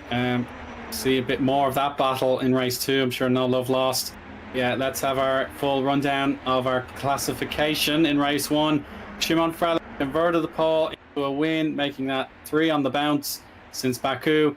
Pavel Andrzejewski, excellent form, but he'll have to settle for 2nd place here. He can try again in race 2. Mike Quint, as we say, he's so close to becoming the new Formula Sprint 1 champion for 2024. He's not quite there yet, but he's so close. Lucas Tylene, 4th place there, hanging on very closely against Frank Hamming. Really impressive stuff there by Hamming, gaining a lot of positions. James Knox supporting KKR superbly with his substitution duties in 6th. Robin Mulling defeated Victor Ivanov on the sprint to the line, 7th and 8th for those 2. Amari Watson, on a difficult day for Netrex, takes 9th place, and Patrick Roshak in the top 10. So success across the board for Parallax Volpino. Mirko Lucchini with the hard to soft strategy did get Alpha Delta some points in the end. Matthew Subinski, I'm sure he'll comfort his disappointed teammate after the races, but it's P12 for him. Oliver Taras from the back of the grid serving his penalty. He was originally 3rd on the grid, but from the pit lane, he turned it into a 13th position finish. Daniel Scott also very pleased with himself for Team Rookie Monsters in 14th. And then Josh Flynn, he had no idea what was around the corner, but it was a 15th and a point for him on his debut. Matthew Zabrowski and Luke Mitchell sandwiched there by Menno Klant. So perhaps symbolic there. Menno is one of our great servants to the community. So I suppose he'll keep those two angry drivers apart. Magnus Ockenhag and Niels Astenius complete our top 20. And Owen Hausvik and David DeVries, 21st, 22nd, are the final 2 drivers on the lead lap. Harry Smith in 23rd, a lot of downsides. Came across his race today, so he's a lap down, 23rd. Thomas Smith, they had a great battle earlier on, but I'm afraid neither driver managed to complete all 31 laps, but I suppose 30, not the end of the world. Philip Koenig starts our list of retirements with Tom Satterley going off course after hitting his right-hand suspension off the wall. Federico Russo disconnected. Scott Flack also out of the race, unfortunately. And then Ben Willis and Justin van der Smissen had an early collision, so we didn't get to see much of them at all. So that completes race 1, Ed. Any quick thoughts? Ivanov is now 93 points down on Mike Quint. Omari Watson is 101 points down. Frank Hamming 103 points down. So if none of them can finish within 94 points of Mike Quint by the end of race 2, Mike Quint will be a 2024 Formula Sprint 1 champion. That's it, exactly. So we'll keep everyone primed and ready for race 2, but we must take a quick break. It's been a heck of a first session here. So we'll be back in a few minutes. Don't miss out on a potential coronation of a champion.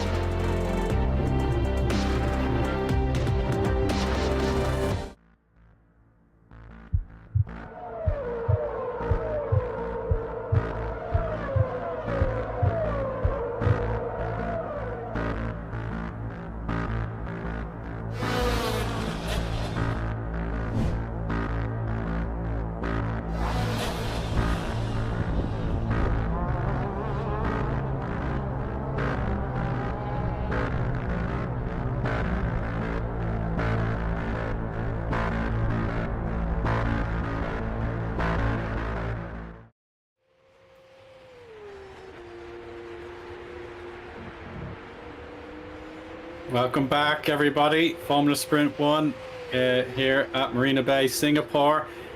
We just had race 1 completed. It's a hat-trick of wins for Szymon Frelick.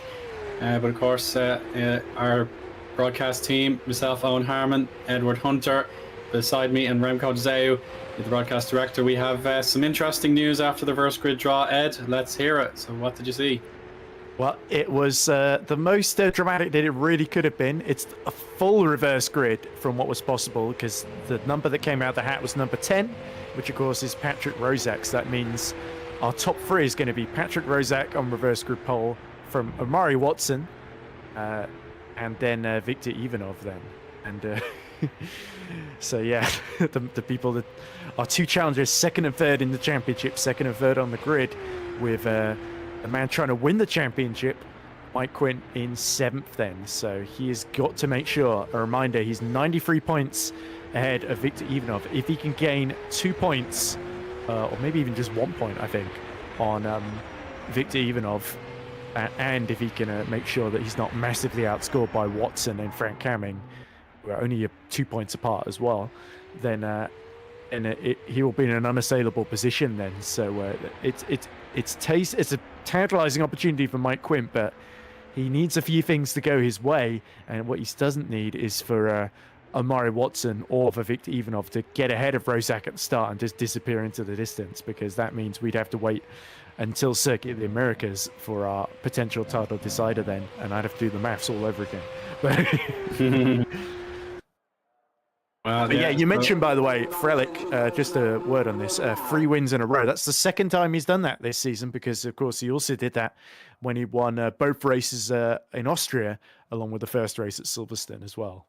And potentially he might have had a chance of winning 4 in a row if he hadn't been disconnected from race 2 at Silverstone. So let's not forget about him in 10th, because overtaking may be difficult at Singapore, but as we've seen, not impossible, especially when there's some chaos up front. And with Rozak on pole, no disrespect to Patrick, I wouldn't bet against it.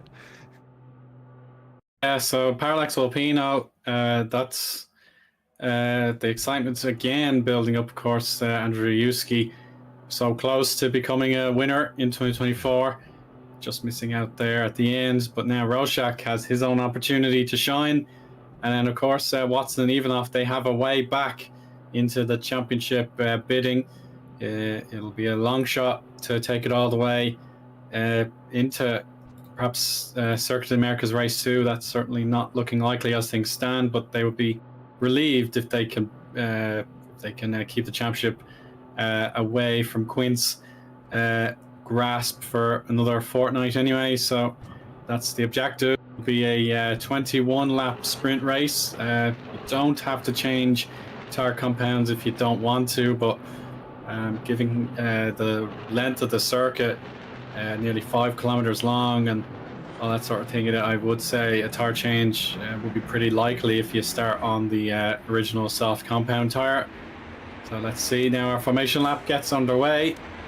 I don't think any penalties that will catch us out this time, Ed.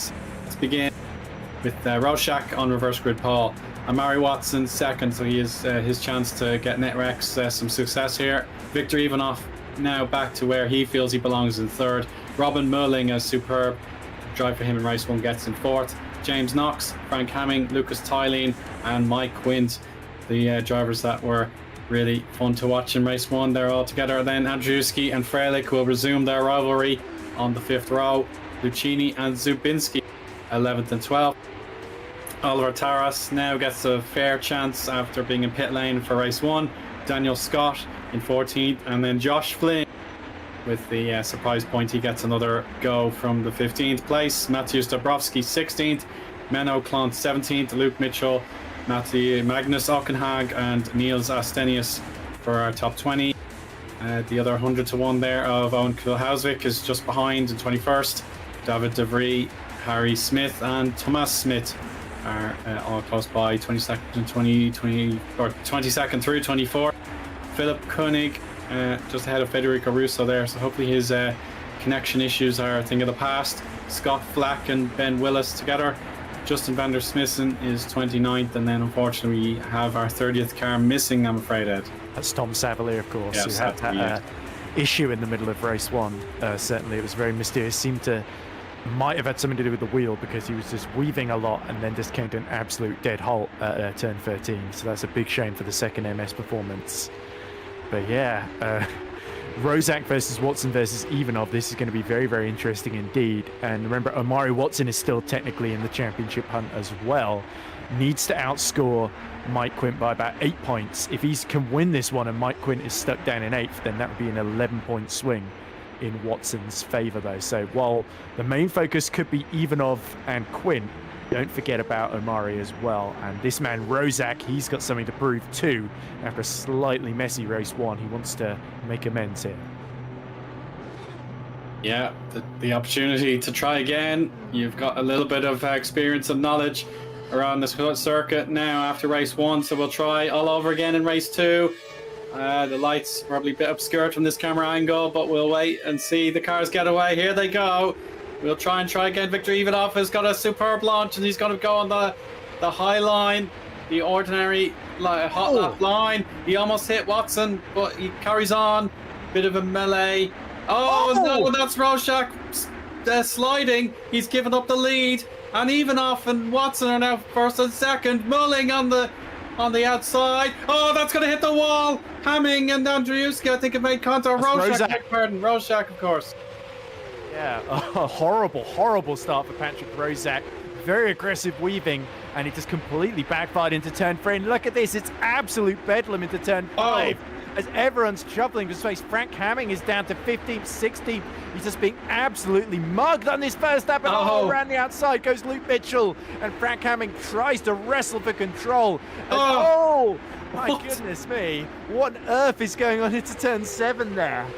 Everyone has completely lost their head though, and this is like an FS2 start.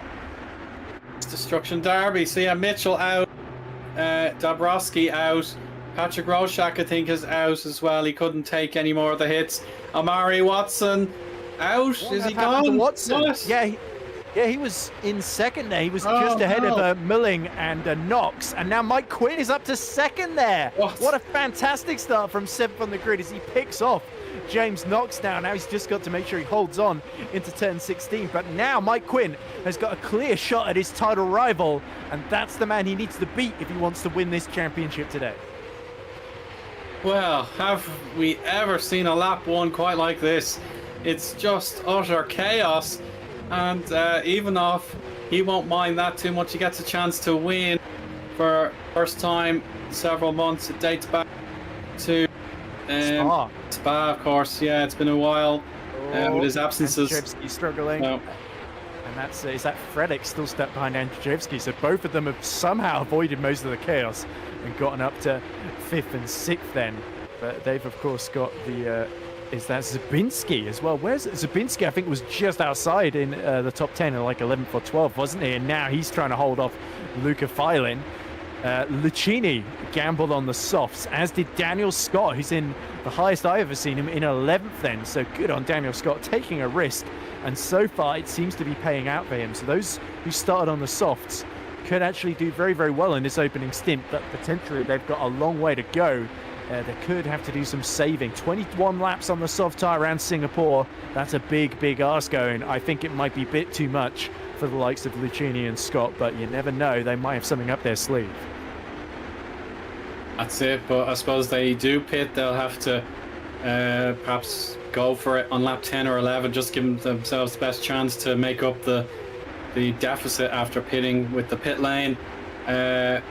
Function the way it is, it's just so tight and narrow, and you'd have to be really assured that you can push to the end of the race if you have to pit, rather than eking it out for 90% of the distance and realizing that's taken the life out of the tire. But yeah, now things have probably eased off a little bit, but yeah, the opportunities are still plentiful for anyone who can go for it. And Taras is following one of those drivers on softs. That's Lucchini for Alpha Delta and P9.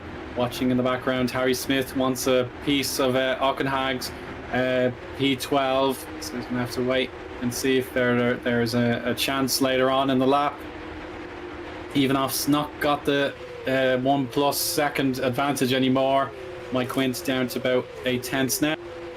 Those two drivers for the championship, even off and Quint, finished first and second. Oh, Tara, sorry to cut across you, Eoin, but Oliver going for the move on, that must be Lucchini on the soft, and just avoiding losing his front wing there. And Daniel Scott, he fancies a run up the inside of Oliver Taras into turn 7, going to punish him for that mistake before just slotting in neatly behind there. But just a word on poor Omari Watson, because that retirement confirms that Omari Watson is officially out of championship contention then, because he will not be within the 94 points he needs at the end of this race to stay with Mike Quint, because he was already 101 behind him. But Mike Quint using the toe from the back of Eoin very, very well. And I think we're about to see a replay of the start then. So this is going to be a replay of absolute horrendous proportions, I think, from a good percentage of the field, not least poor Rozak and Watson, the front row, gone before the end of the first lap. Yeah, utterly bizarre stuff.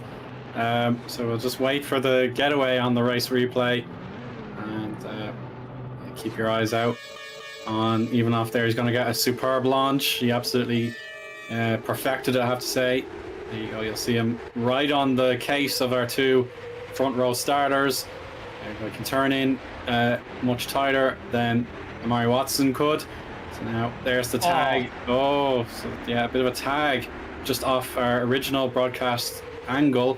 So that's what gave Eoin the race lead as Rorschach spun it. Then there's the 3 wide involving the two Parallax Alpinos, and yeah, there you go. You're gonna drag the life out of the suspension there, and that's what brought his race to a halt. So yeah, that was with Hamming, I think it was. So that was the end of him. And now this is Mitchell. We're going to see him collide Dabrowski in just a moment now into turn 9. So there we go. The high line, yeah, you probably have in the blind that spot was Hamming in the side. That's Hamming again, yeah. All over the show. And there comes Dabrowski, almost like with nowhere to go there. Yeah, exactly. Very peculiar stuff. But yeah, you've just got so little vision out of the mirrors. If someone's in your blind spot, you're going to be shocked all of a sudden. Now here's Watson. So this is what brought his race to an end. He's following race leader, and then he spun into the wall. Unfortunately, the onboard doesn't tell us what happened behind him. We may get a second bite of the cherry. So this will be James Knox for KKR getting right up behind him. Yeah. So unlucky. Close. Yeah, very unlucky. It's the second race 2 in a row where Omari Watson has ended up in the wall, but this time through no fault of his own whatsoever. That's such a shame for his championship to end that way, and I think Knox might well be in a bit of trouble for that one. Although, saying that, he's just set the fastest lap of the race behind Mike Quint, who himself is still doing his level best to outpace Eoin and catch him 10th by 10th. But James Knox, on the road at least, set looking good for to get his first podium with KKR here, but I'm sure he would much rather have had a race with Watson rather than hit the back of him. It definitely didn't look intentional, but certainly just want to... Not the most dramatic incident on the first lap, but the one with the biggest championship consequences. It looks like Frank Hamming has retired from the race while we've been watching those replays, by the way. So another championship contender gone. Good. So the only slightly good news for Omari Watson is that he will keep third in the points ahead of Frank Hamming then, because Hamming's not going to score here either. But yeah, it's now well and truly all just about Quint versus Eoin in terms of those points. Yeah, so we'll see how Hamming's race came to an end. He's got Smith in behind him for what may have been a chance to work together, but it obviously wasn't possible any longer with the car. He's probably going to fail, or is he disconnecting? He was very wide at the track limits at the final corner, wasn't he? Yeah, he was all over the shop. And here we go, into 5. Yeah, replay maybe just a little bit out of position, not quite where we need it to be for Hamming's disappearance from our race 2. Oh, did the steering look a bit bent there? That was very bizarre. Yeah, maybe. Oh, Hamming's still actually out on... So he might have been disconnected. Yeah, it might have disconnected. It was a pit stop. It was a pit stop, not a DNF. Sorry, yeah. I misread that there. Usually when I see it go red, I have to make a judgment call very quickly. But here's your top 3. Like I say, Knox catching Quint, catching Eoin, and Eoin has started to up his pace, but he's still 2 tenths slower than Mike Quint behind him then. So Ivanov needs to hold on to this win if he wants to keep the championship alive. And James Knox, is he going to be content to just let the championship leaders fight it out in front of him? Or is he going to fancy getting involved and stealing the win for himself at least? This is going to be controversial, I think, either which way you split it. I mean, what's been a absolutely bonkers race to here. Of course, yeah, KKR will want to go for it. In the spirit of Thailand back in China, when he had to win the race on the last overtaking spot of the circuit and got the win away from Pixelate, I believe was Isaac Clarke. So close and yet no success there. But obviously you don't want to be notorious for getting involved in a championship contest when these two, Ivanov and Quint, have been so competitive all year long. I was going to say a bit earlier before further replays and context was needed that they've been first and second a combined 5 times between the pair so far this season in different events. So for example, I look at Saudi Arabia, race 1, Ivanov was first, Quint was second. And then on the inverse, race 1, Canada, Quint won the race from Ivanov. So these two, definitely the star drivers of 2024. But of course, Ivanov's absences in the last month have really cost him. So he has to fight for pride now and make sure he can keep Quint's coronation delayed for a little while at least. Yeah, and interestingly, Andrzejewski's cleared Robin Mulling, and he's now lapping faster than the 3 leaders here. The 1:38.8 last time around, whereas Knox 1:39.6, Quint 1:39.7, Ivanov 1:39.6 as well, just slightly faster than Mike Quint there. So yeah, Ivanov is clearly looking in the wing mirrors just a little bit, but he's starting to get comfortable in the lead, and Quint is more worrying about the 2 behind him than the man ahead of him potentially here. Yeah, that's perhaps the way he's got to drive if it's suited him. In race 1, he needs to do it again. So this is Philip Koenig. Oh, far too much speed there. I don't know why he thought a move was on there, Philip. Ran the outside of the 100 to 1 there. I think that must have been Eoin Kilhausvik. Or it might have been Nils Astenius, who's actually running in the final point, Spain position. Unsurprisingly, given the absolute bedlam we saw earlier. So Nils is looking good for his first point, unless Eoin, his teammate, has anything to say about it at the present moment. And they're sort of fighting for that final point on their own. And let's not forget Scott, Lucchini and Smit all on the alternate strategy. Scott still setting purple first sectors of the race behind Oliver Taras. So the Rookie Monsters driver still able to get some good speed out of those soft tyres then. So while it's been a very, very good day for Scott, he's looking, if he can save the tyres in the remaining 14 laps or so. It's actually less than 14, isn't it? So he might be able to get a 9th place finish, which would be his best ever result, his first ever top 10 then, and absolute gold dust for Rookie Monsters to get both cars in the top 10 here. But Mulling has got the most fearsome man in FS1 at the moment, and that's Simon Frelich all over the rear of him, and he's trying to back Simon into Matthias Zabinski, another driver that's done well to avoid the chaos and get into the top 7 here. Hyperion just missed out on the final point, didn't they, in race 1? Now they're looking good to pick a whole bunch here if they can potentially stay out of trouble. Yeah, that'll make them feel a lot better after the last corner incident. Andrzejewski to get back on the podium here in race 2. He needs to pass James at some point, but you won't want to have that same sinking feeling where he's dropped off out of DRS range of Mike Quinn. So huge. Surely Andrzejewski's got a big advantage here. So I think James really made a mistake that last lap, 1:39.9, whereas Quint 1:39.5, even a 1:39.2. Yeah, could have been a small misstep that cost him the necessary time. So Pavel for the position. He doesn't want, you can see the background there, that's Robin Mulling. Mulling moving about, trying to overtake Frelich. So yeah, down the order. Oh, that's Zabinski trying to fight back. Yeah, nearly dropped it, did Robin Mulling through turn 2 there. And so I think they were going side by side just before the final corner there, Frelick and Mulling. So Frelick must have got a really good run through the chicane.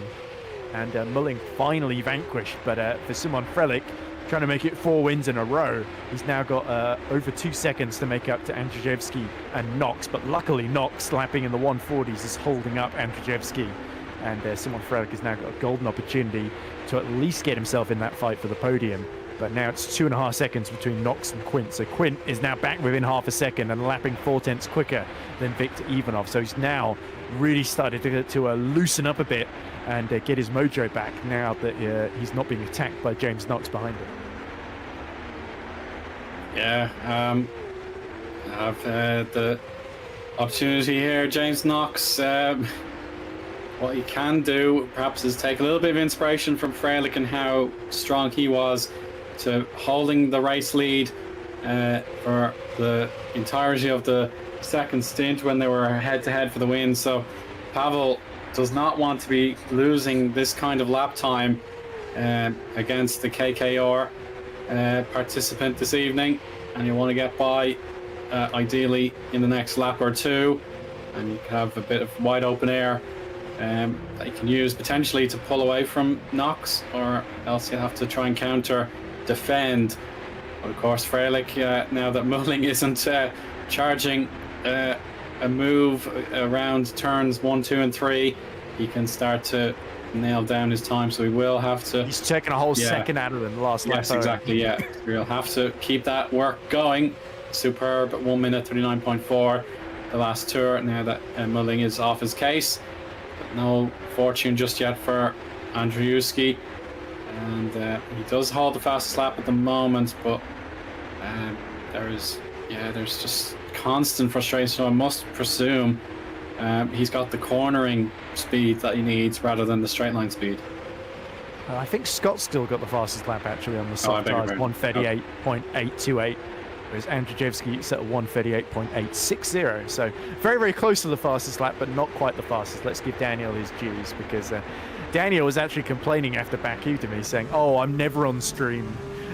and you guys never talk about me. And then I showed a good whole minute from qualifying in Baku of me praising his performance in Monza, that I didn't see live, of course, but because I wasn't there live, I wanted to give the opportunity. And now he's putting in another great performance here in Singapore. So you certainly can't complain now, Daniel, I'm afraid. But as we look at Andrzejewski, again, that frustration we saw when he was being held up by Frelick, it's starting to set in here as well.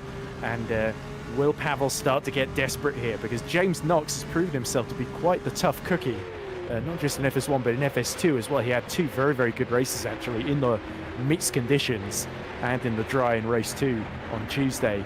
He was very, very good in his performance for RNG, much to my chagrin, because we were hoping to catch RNG in the Teams Championship under the simulation, but that's a whole other story. And look here at Scott, now in ninth position as Thomas Smith. He's decided the softs have done enough. He's going into the pits then.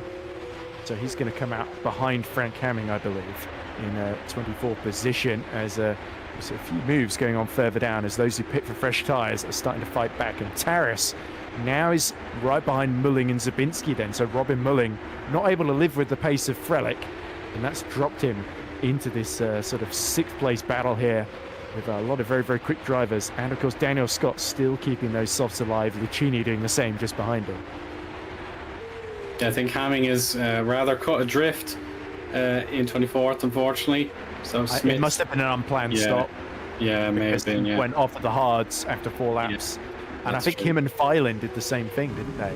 Yeah, 5 laps for Phylan. Yeah, so I think there might have been some sort of incident that we missed while watching the replays, which is always the danger of the replays, because the race is still going while you're watching them. But anyway, 10 laps to go, and it's still 7/10 up front between Mike Quint and Viktor Ivanov. At the moment, stalemate between the two. There's last lap, they were only 2 thousandths apart in lap time. So Ivanov has got enough in hand here, but Mike Quint with the title on the line, there's no threat from Knox behind. So I think Mike Quint, with the lead he's got in the championship, I think he might make a risky move to try and seal it. And I think Ivanov has got to be mindful of that, as into the pits comes Daniel Scott from 9th position then.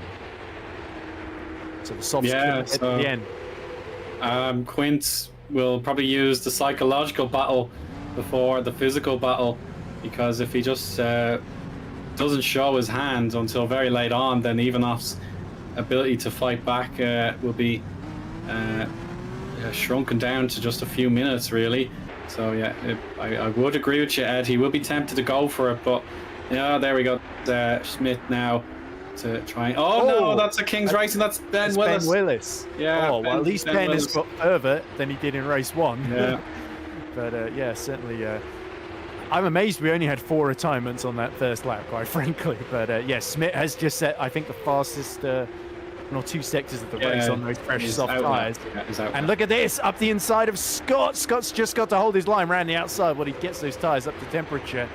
And luckily just holding on to 21st. So Scott had to pit when he did, so that he didn't get undercut, essentially, which is rare to think about in race 2 because it rarely comes down to the soft strategy. So problem now is they've got about 6 cars to overtake before they even get to the lower end of the points there. So amazingly, VMS now have got 2 cars in the points with Justin Van der Spissen 14th, David de Vries 15th, and Neil Estenius 13th then, on only his second drive for 100 to 1 then. So it's upside down day at Singapore here with all the minnows getting their chance to shine. Yeah, we're not too far from the equator on the planet here at Singapore. It's very, very close to being on the line, but yeah, it's just about in the northern hemisphere. So yeah, it's still the autumn time here. Ooh. And Scott head to head here with Smith. So Smith using that speed now. He will hold the inside. Oh wow! Oh my goodness! Scott. Oh, how on earth has he held on to that?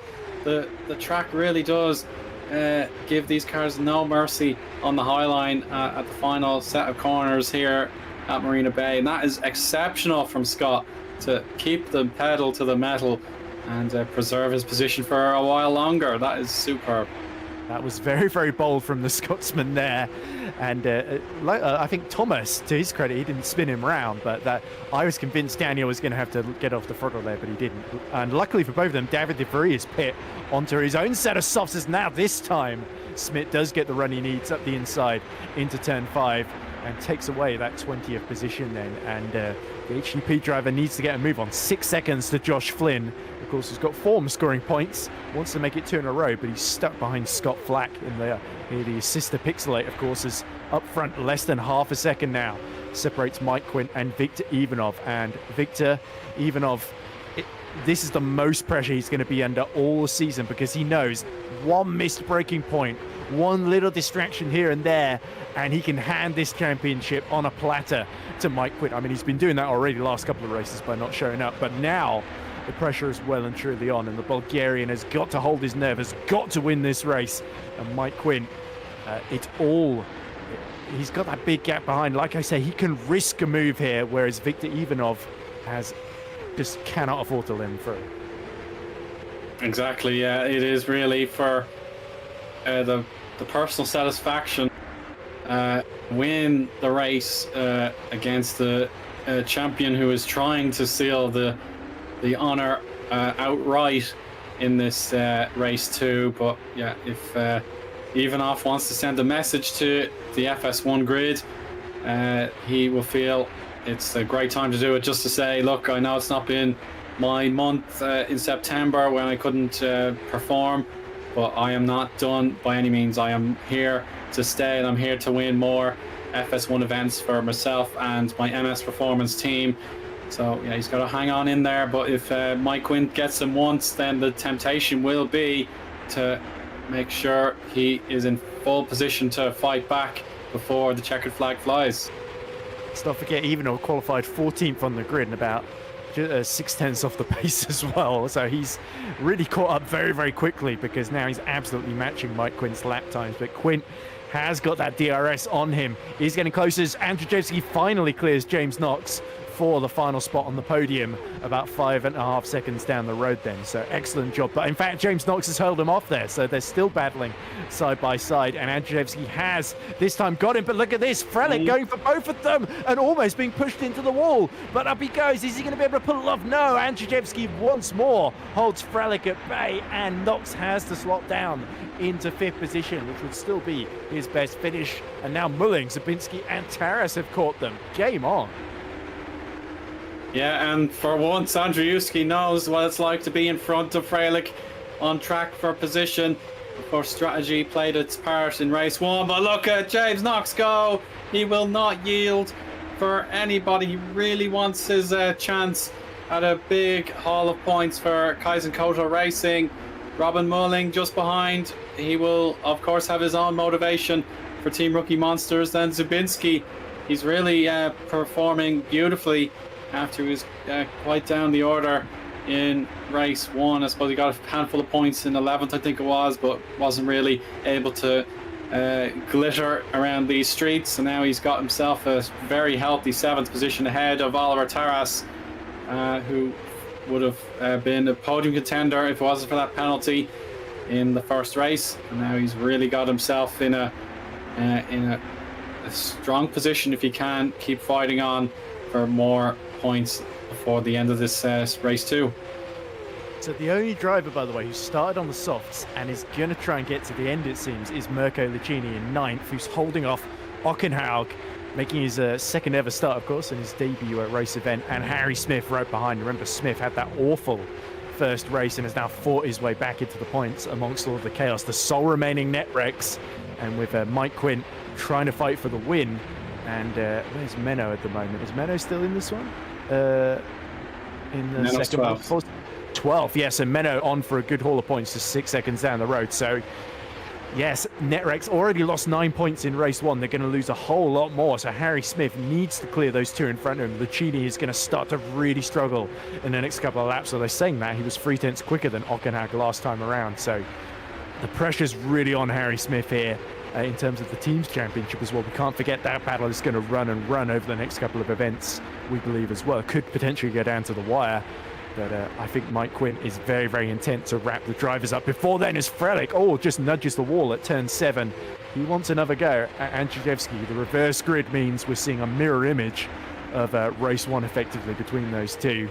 And Andrzejewski very keen to get his revenge, and he seems to be enjoying it so far, as Taras completing a great comeback from the pit lane in race 1, now fighting to try and get into the top 7 to take advantage of any little slip up from Sabinski at the back of this DRS train. As meanwhile, Ivanov and Quint, it's like a boxing match between these two, just matching each other blow for blow for blow, round after round after round. And a little mistake through 16-17 from Ivanov, is that going to open the door for Mike Quint to challenge it? It could very well do, but of course Ivanov has rebounded on the start finish straight. Good traction and acceleration the final corner, but yeah, a little bit rough on the curbs there through the first complex, down to 0.4 of a second, 3.5 tenths.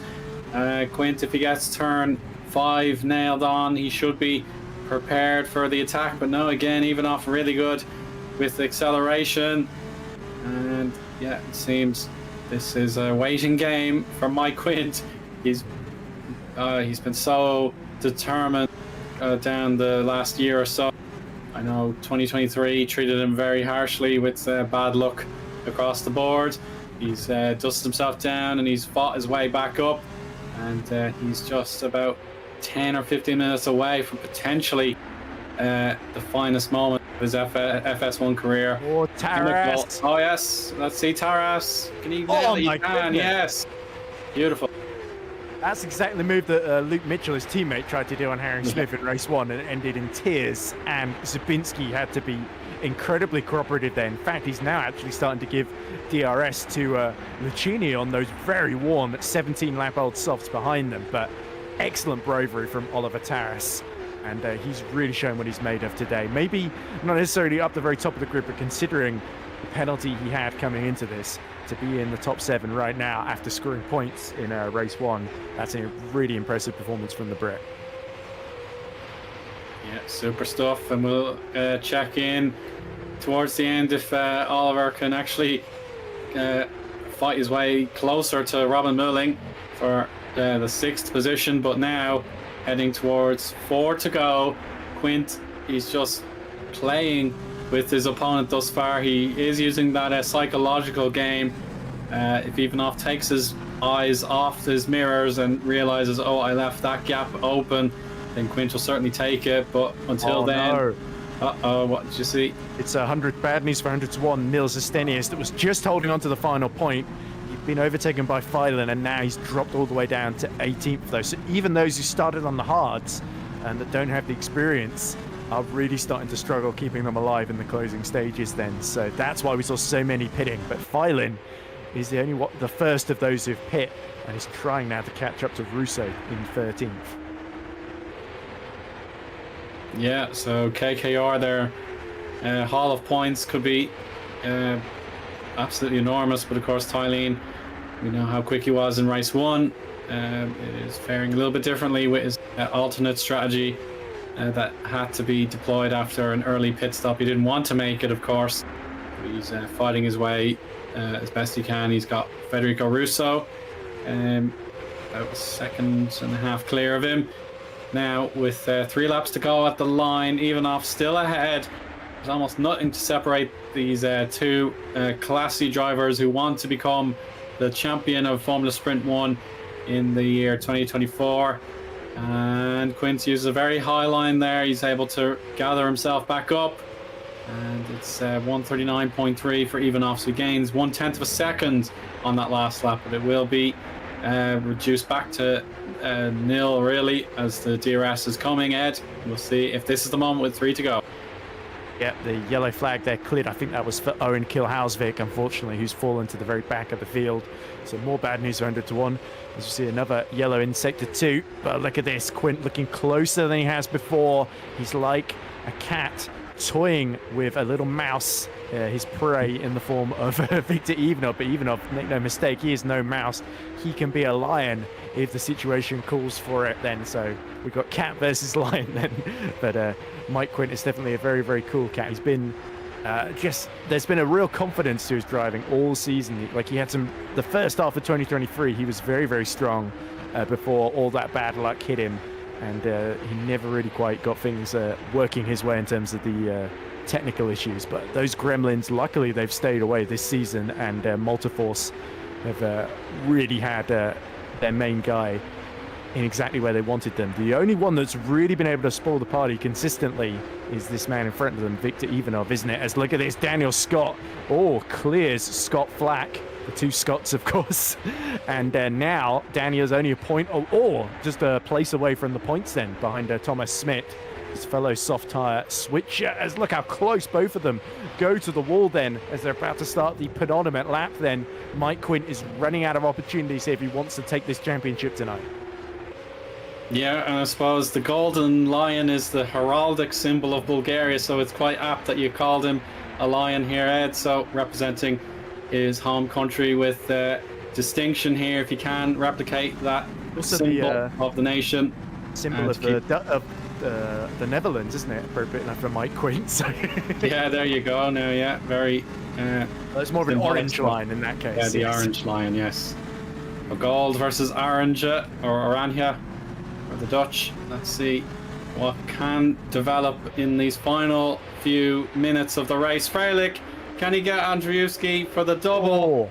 After race 1 came down to the very end with Freilich's hat-trick sealed in race 1. No, he cannot get by. So yeah, now he feels the wrath of his fellow countryman there, who's been absolutely brilliant this evening. So he just needs to hang on in there a little bit longer. Yeah, and Taras, by the way, has picked off Robin Mulling, and now he's having a go at James Knox, who's still holding off that huge train of cars. So Knox, given his inexperience, is doing a very, very solid job to just hold on by the skin of his teeth then. And speaking of holding on, Ivanov has just got to do so for one more lap if he wants to deny Mike Quint. But look at that, the DRS wide open. He wants this championship. It's so close, Eoin. He can almost taste it with just one more lap to go, but he's got to get through. Now this is years and years of waiting for Mike Quint. Will his time be resolved with a championship win on October 3rd, 2024? We're about to find out. Final lap begins.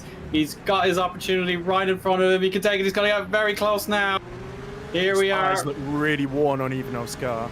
Yeah, it's a big telltale sign. Turn 7 is the chance. Can he get the launch he needs? It's so close, but maybe Ivanov has done enough for this segment of the the course anyway. Getting closer and closer. No, he won't be tempted just yet, but that is perhaps the typical overtaking point. The track Freilich is through. I think Freilich has overtaken Pavel.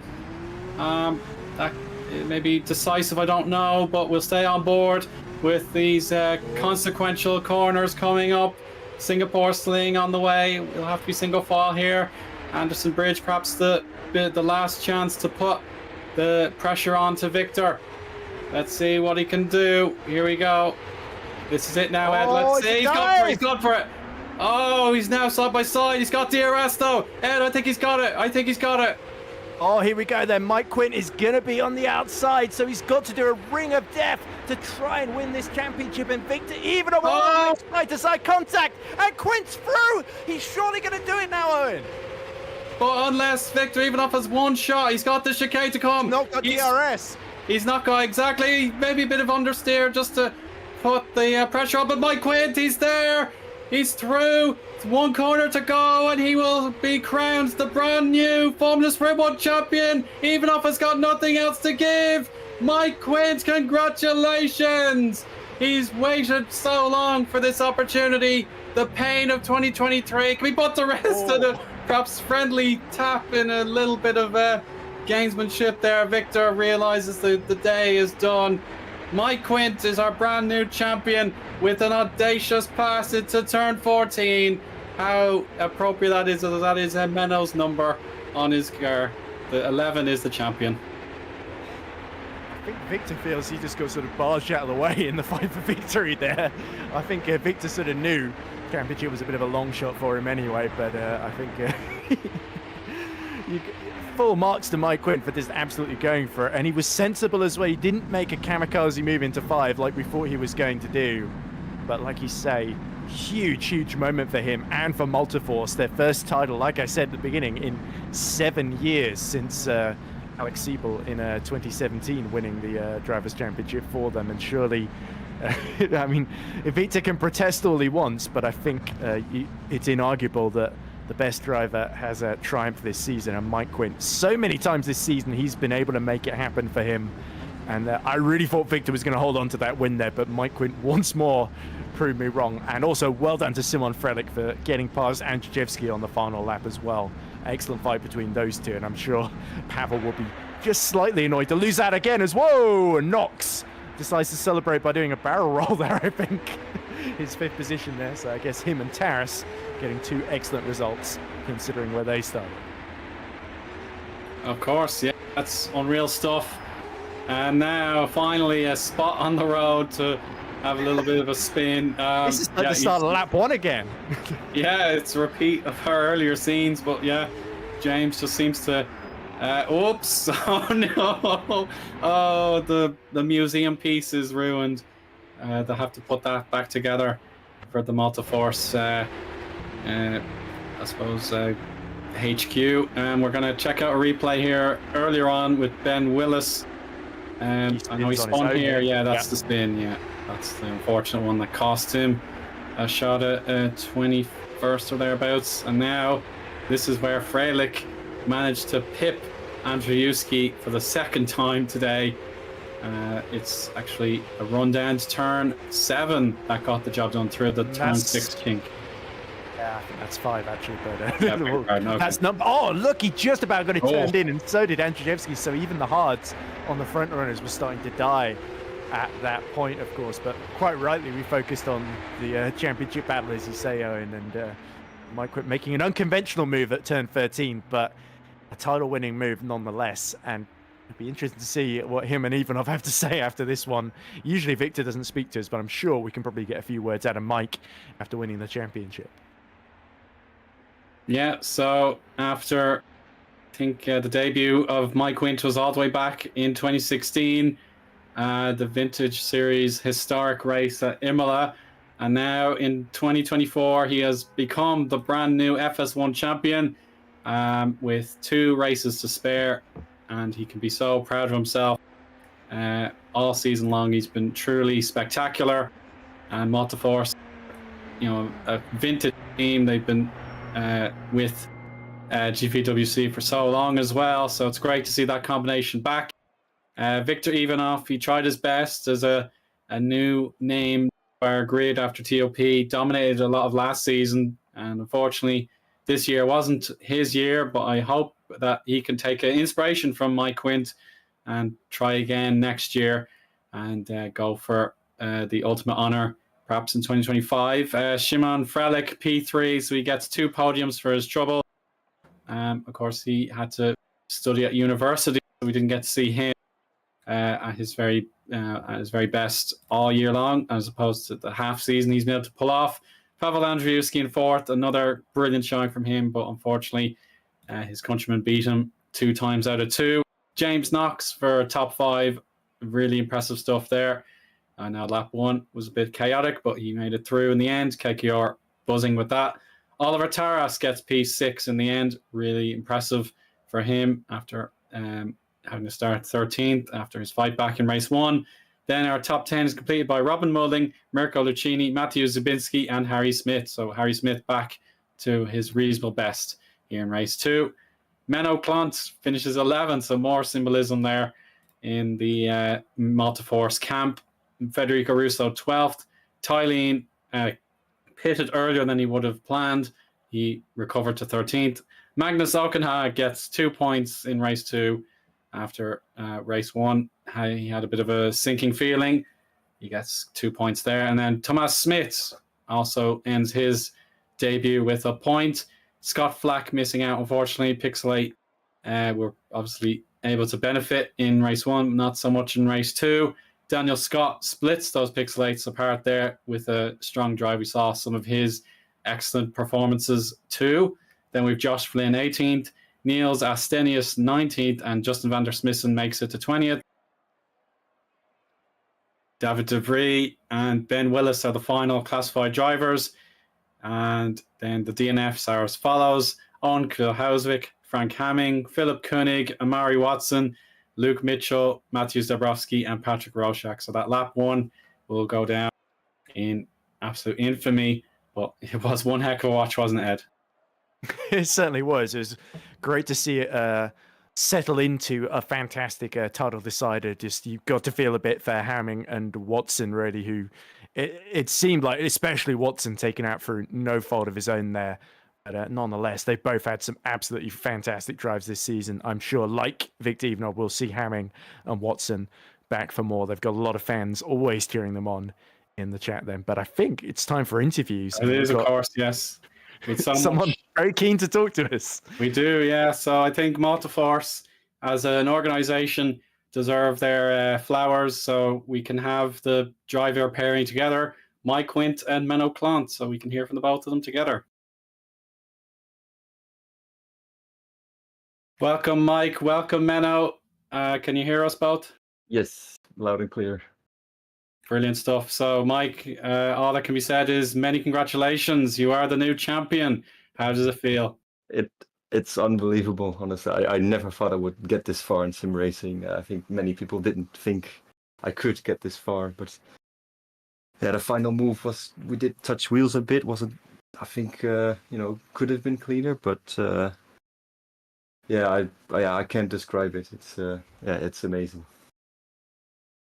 Yeah, you've been participating in GPVWC for 8 years, I believe. So it is absolutely special. I know I was watching last year, and of course Ed was as well. So we saw how rough your season. It really fell apart on you. So to put that to one side and pick yourself up all over again, that really does show a lot of determination. So that must really make you feel proud. Yeah, I'm very proud of everyone, of the whole team, everyone that supported me, everyone that helped. Obviously, if I name names, I'm sure I will do in the chat later. But many thanks to everyone who was involved in the help throughout these years, and it feels amazing. It's undescribable. Well, can I say something, by the way? Because I remember earlier this season at the very first round after Melbourne, when you won race 2, Mike, I said just after results screen, I said to Eoin in commentary, I think this might be Mike Quint's year, so I'm going to say called it. But you Nice. still had to do the job, and you showed us some fantastic battles, not least that one at the end with Yeah. with Victor Ivanov, who appropriately enough was your main rival, and it was so tense. Me and Eoin were just screaming in commentary. Yeah. It was an amazing moment, and we all thought you were going to go for it at turn 5, and then you made that dive into fit. Well, I say dive. I think Victor would certainly call it a dive, but there was a small opening, and you absolutely went for it.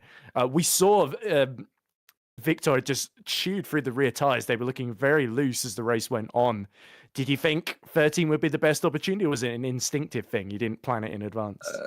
It wasn't necessarily planned, but I realized very quickly that turn 5 was going to be practically impossible. You know, like the exit out of the corner before, there's a lot of dirty air, and I noticed in a few laps he took a very wide apex in turn 13, and there was always a gap there, and he did it again, and I just went for it, and I didn't dive it that hard. I feel like that was very fair, and obviously I had the DRS, so I could sweep around the outside and the turn after that. But yeah, it wasn't a planned move. It was more, it just sort of happened.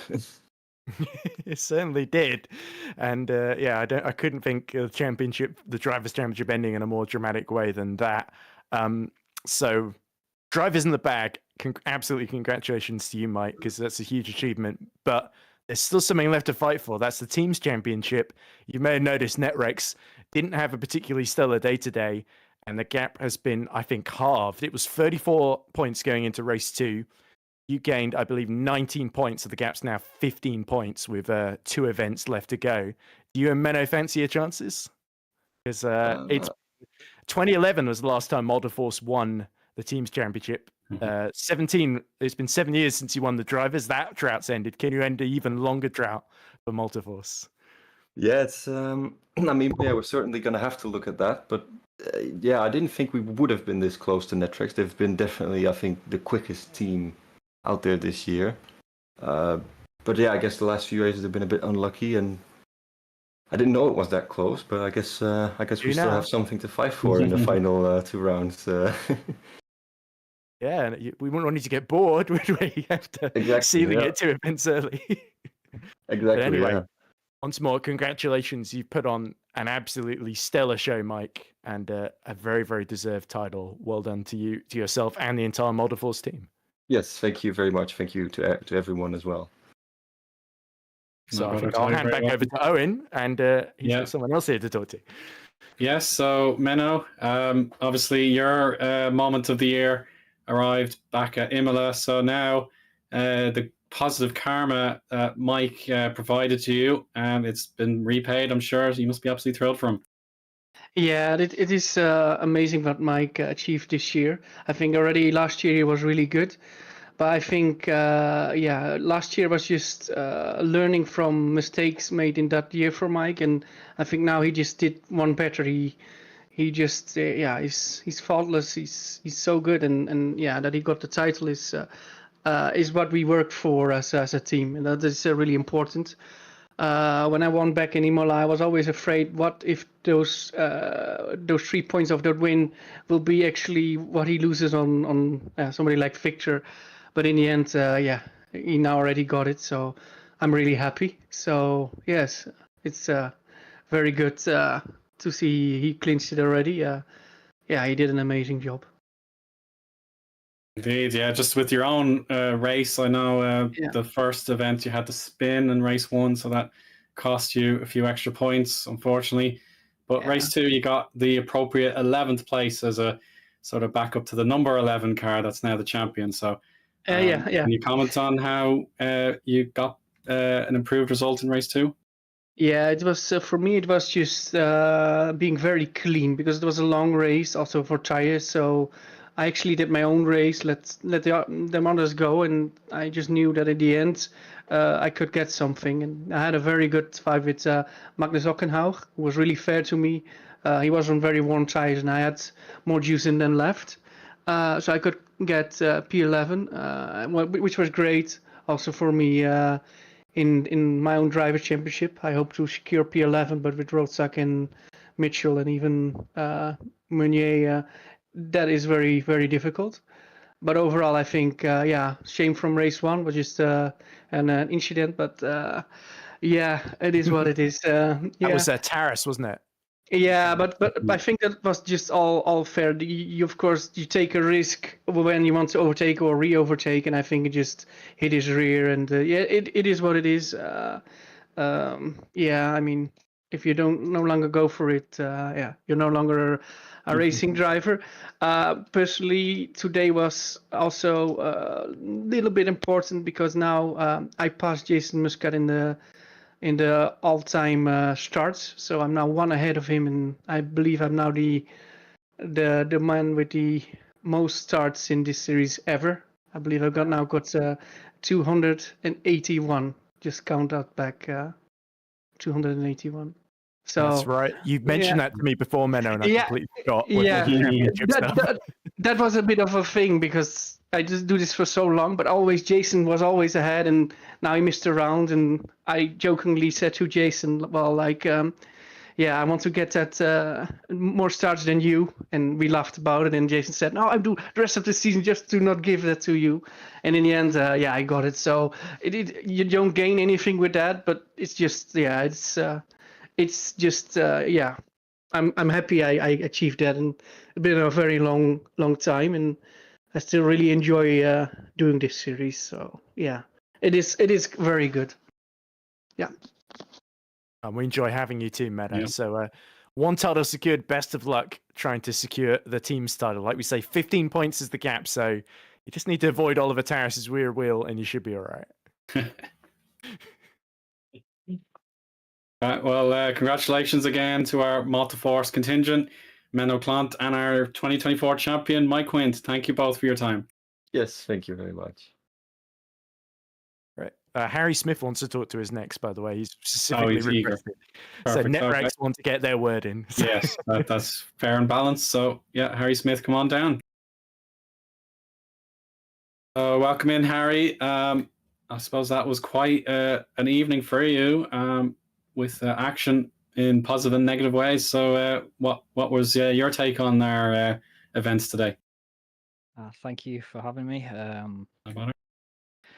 Well, it was an eventful race on my side, first of all. Well, I had the lap in qualifying, maybe for even pole. It would have been front rowish. I was 4/10 off twice and bottled it. So that's on the person that's in the chair, aka myself. But I mean, race one, it was going okay, but I don't know who's it's probably just a racing incident. I think we were free wide going into a hairpin. I think I always knew I was going to get sent into the wall. I probably should have backed out of it. I'm not saying like it was my fault. I've not had a chance to look at it, but from a personal perspective, if you don't want to end up in the wall going free wide, like it wasn't my decision to do that, but like it's not ideal, and it's always going to end in tears. So P23, I just continued going just to get positions for race 2. Like I might have caused a bit of terror on some people that were on old hard tires on my new softs. So apologies to them if they felt like I should have retired. But I mean, race 2, like I don't know how I ended up in P10.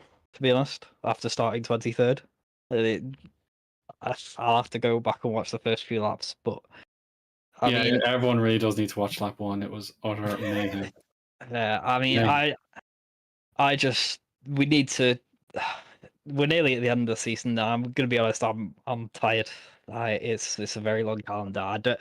Because of other commitments in other leagues. I don't think I've had I've been racing every 2 weeks since March, and so like after this month, I think that's it for me for the year. So I'm counting down the days, to be honest. But we've got to go back to the drawing board because I think we're neck and neck now in the Constructors Championship, and it's 15 points in your favour. I think 15. Oh, that's better than I thought, to be honest. But I mean, but they've halved the gap. It was 43 going in here. I will have to see what happens. I think the DC It might be 10 pages long, their document, maybe even more after today. But I think I want to be there on GPV Day holding that trophy. So we've got work to do. And credit to Amari. I mean, he brought the points home in race 1. I know, I've not seen the incident in race 2, but I mean, if we lose the championship, it's not because of him. It's because of me. I mean, it's simply down. He's scored more points than me. You're only as strong as your weakest link. So it's only myself to blame, to be honest. But we just gotta keep working hard. I want to mention one thing about please, if you're a reserve driver, please don't do silly things, because it's not your main series and you might not really care what happens, but we're fighting for a championship, and what they do on track affects us as well, and we just want to fight fairly and cleanly and not have to avoid people doing silly things. And it is frustrating, but I mean, it's not their fault if we go on to lose it. It's down to us completely if we do. But I just want it so bad, man. I'm tired. I just want it so bad, and it's been a rough round. But back to the drawing board, and I'll let you. I think I've spoken enough now, to be honest. I don't think you've even asked me a question, to be honest. I think I've just got on a bit of a monologue, but I'll let you go on and. I think I've actually not stuttered too much, which is quite nice, because I do sometimes. Well, I think we're getting a bit too personal now, but I'll let you get on to speaking to other people now, because I think I've taken up enough of your time. But It's thank okay, you. Harry. It's lovely to hear from And you. it's important to have your say as well. We do appreciate it. Best of luck in that team's championship, because like you say, it's still on. Going to be the thrill, I'd say. Hopefully we can make it an interesting race for you to comment on. Thanks so much. I'll see you guys later. Cheers.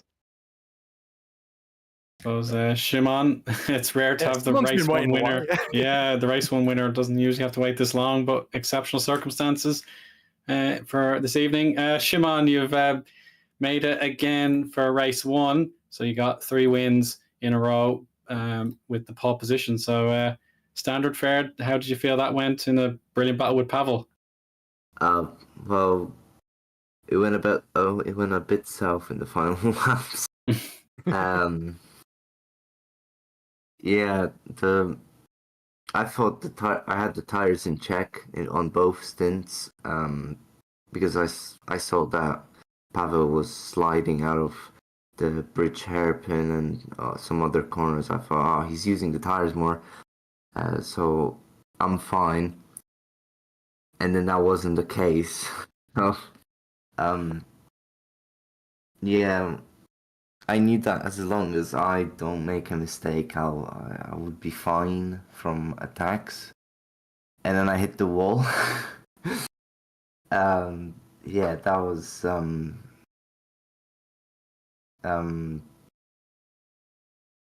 don't know. It's just like instinct started taking over. We went side by side into Singapore Sling. I would have had to moved on, but I drifted through there, and we were still side by side, and somehow I kept the position. I think something else. Oh yeah, he dived to the inside of bridge hairpin. But I don't think he was alongside. I haven't seen the replay of that. It felt like he wasn't enough alongside and tapped my rear and kind of half spun me, and he let me go. Tried to do the Mike Quint move then that he did on Victor up front.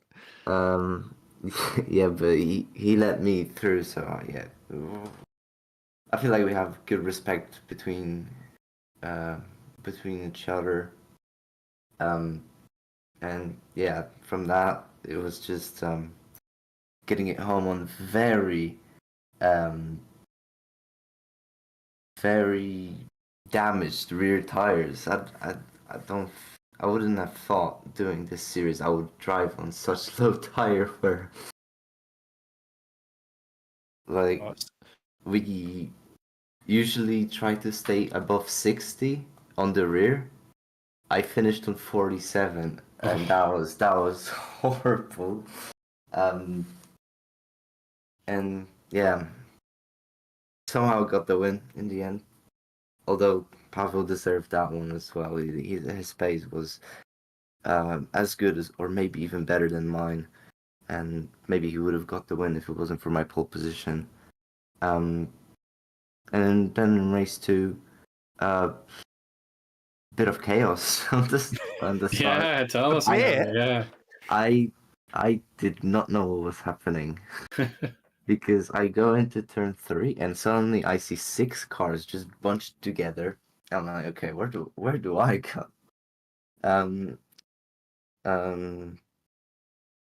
I had the line on the outside going into turn 4 or 5. I don't know the numbers of the corners, but the one before the straight. That's the important description. And suddenly, the 3 people ahead of me, I forgot exactly who. They go 3 wide and obviously collide, and all sorts of new chaos happens. And since I was on the outside, I had to quickly avoid that collision with the. I think it was an HGP and Yeah, I think it was the 2 Parallax Alpinos and Frank Hamming. yeah, so it would have been Yeah. Rorschach and Hamming on the Yeah. left side. I had to quickly swerve out. Yeah. And yeah, that despite the chaos, it was a pretty good start for me because it set me up for P6 after lap 1, which is not bad starting from 10th. And then yeah, that was just a race of tire preservation. I did not push at all. I saw that Pavel ahead of me was staying very close to the people he was following. I was dropping back so I could have the clean air to not wear out the tires as much, and it did seem to pay off at the end because this time I had the tire wear advantage on Pavel and got the move done on him. And yeah, P3 finish with some nice moves on the way on Robin and James Knox. Final question from me, Simon. Did you enjoy your battle with Pavel more in race 1 when you were defending from him, or race 2 where you were coming from behind and attacking him and picking him off right at the end? Well, I enjoyed race 2 because I was in control the whole time, I would say. I mean, maybe from I don't know.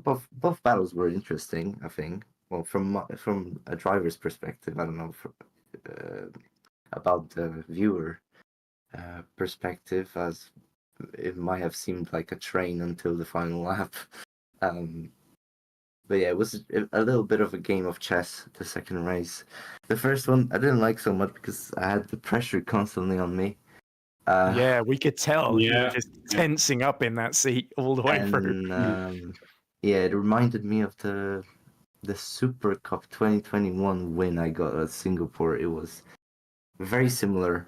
I was holding off on worse tires, and there was some drama on the final laps. I think it was the final lap, penultimate lap on that 2021 race, which happened, and yeah, that was. It was similar to that race. One of the more stressful wins I've had in GPV, definitely.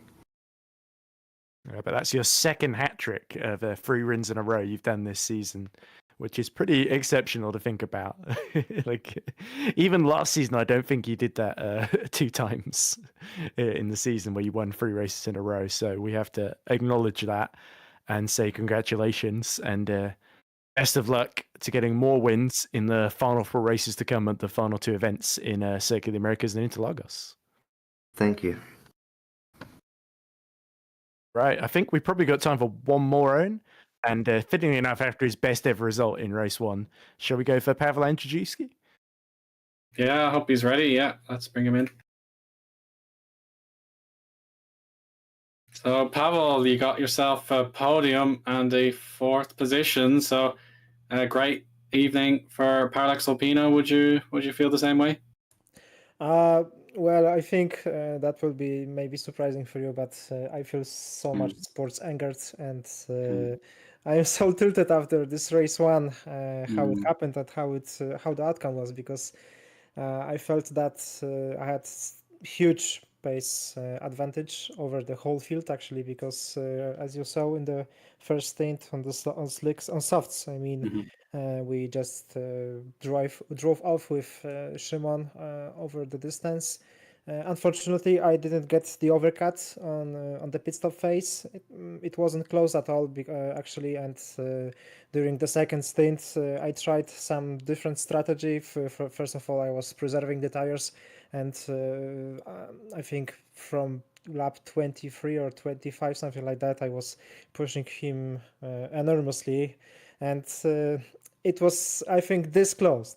I think it was, especially given that he had made mistake in second sector, but this track isn't made for overtaking. It's more like Monaco or other race city circuits that don't allow this much close battle.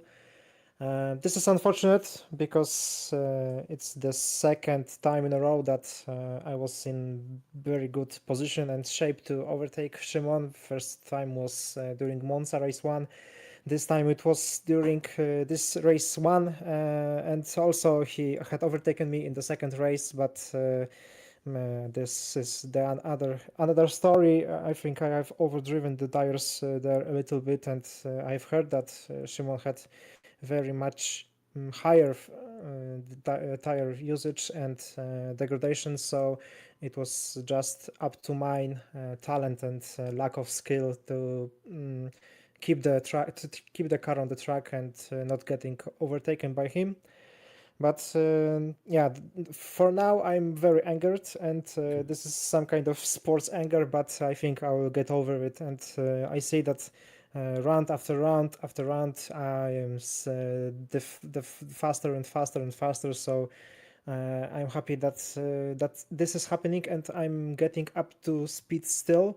But unfortunate thing for me is that the next race at Kota will be my last race in the season in FS1. So I will try to get the most out of this race, but the pressure is high.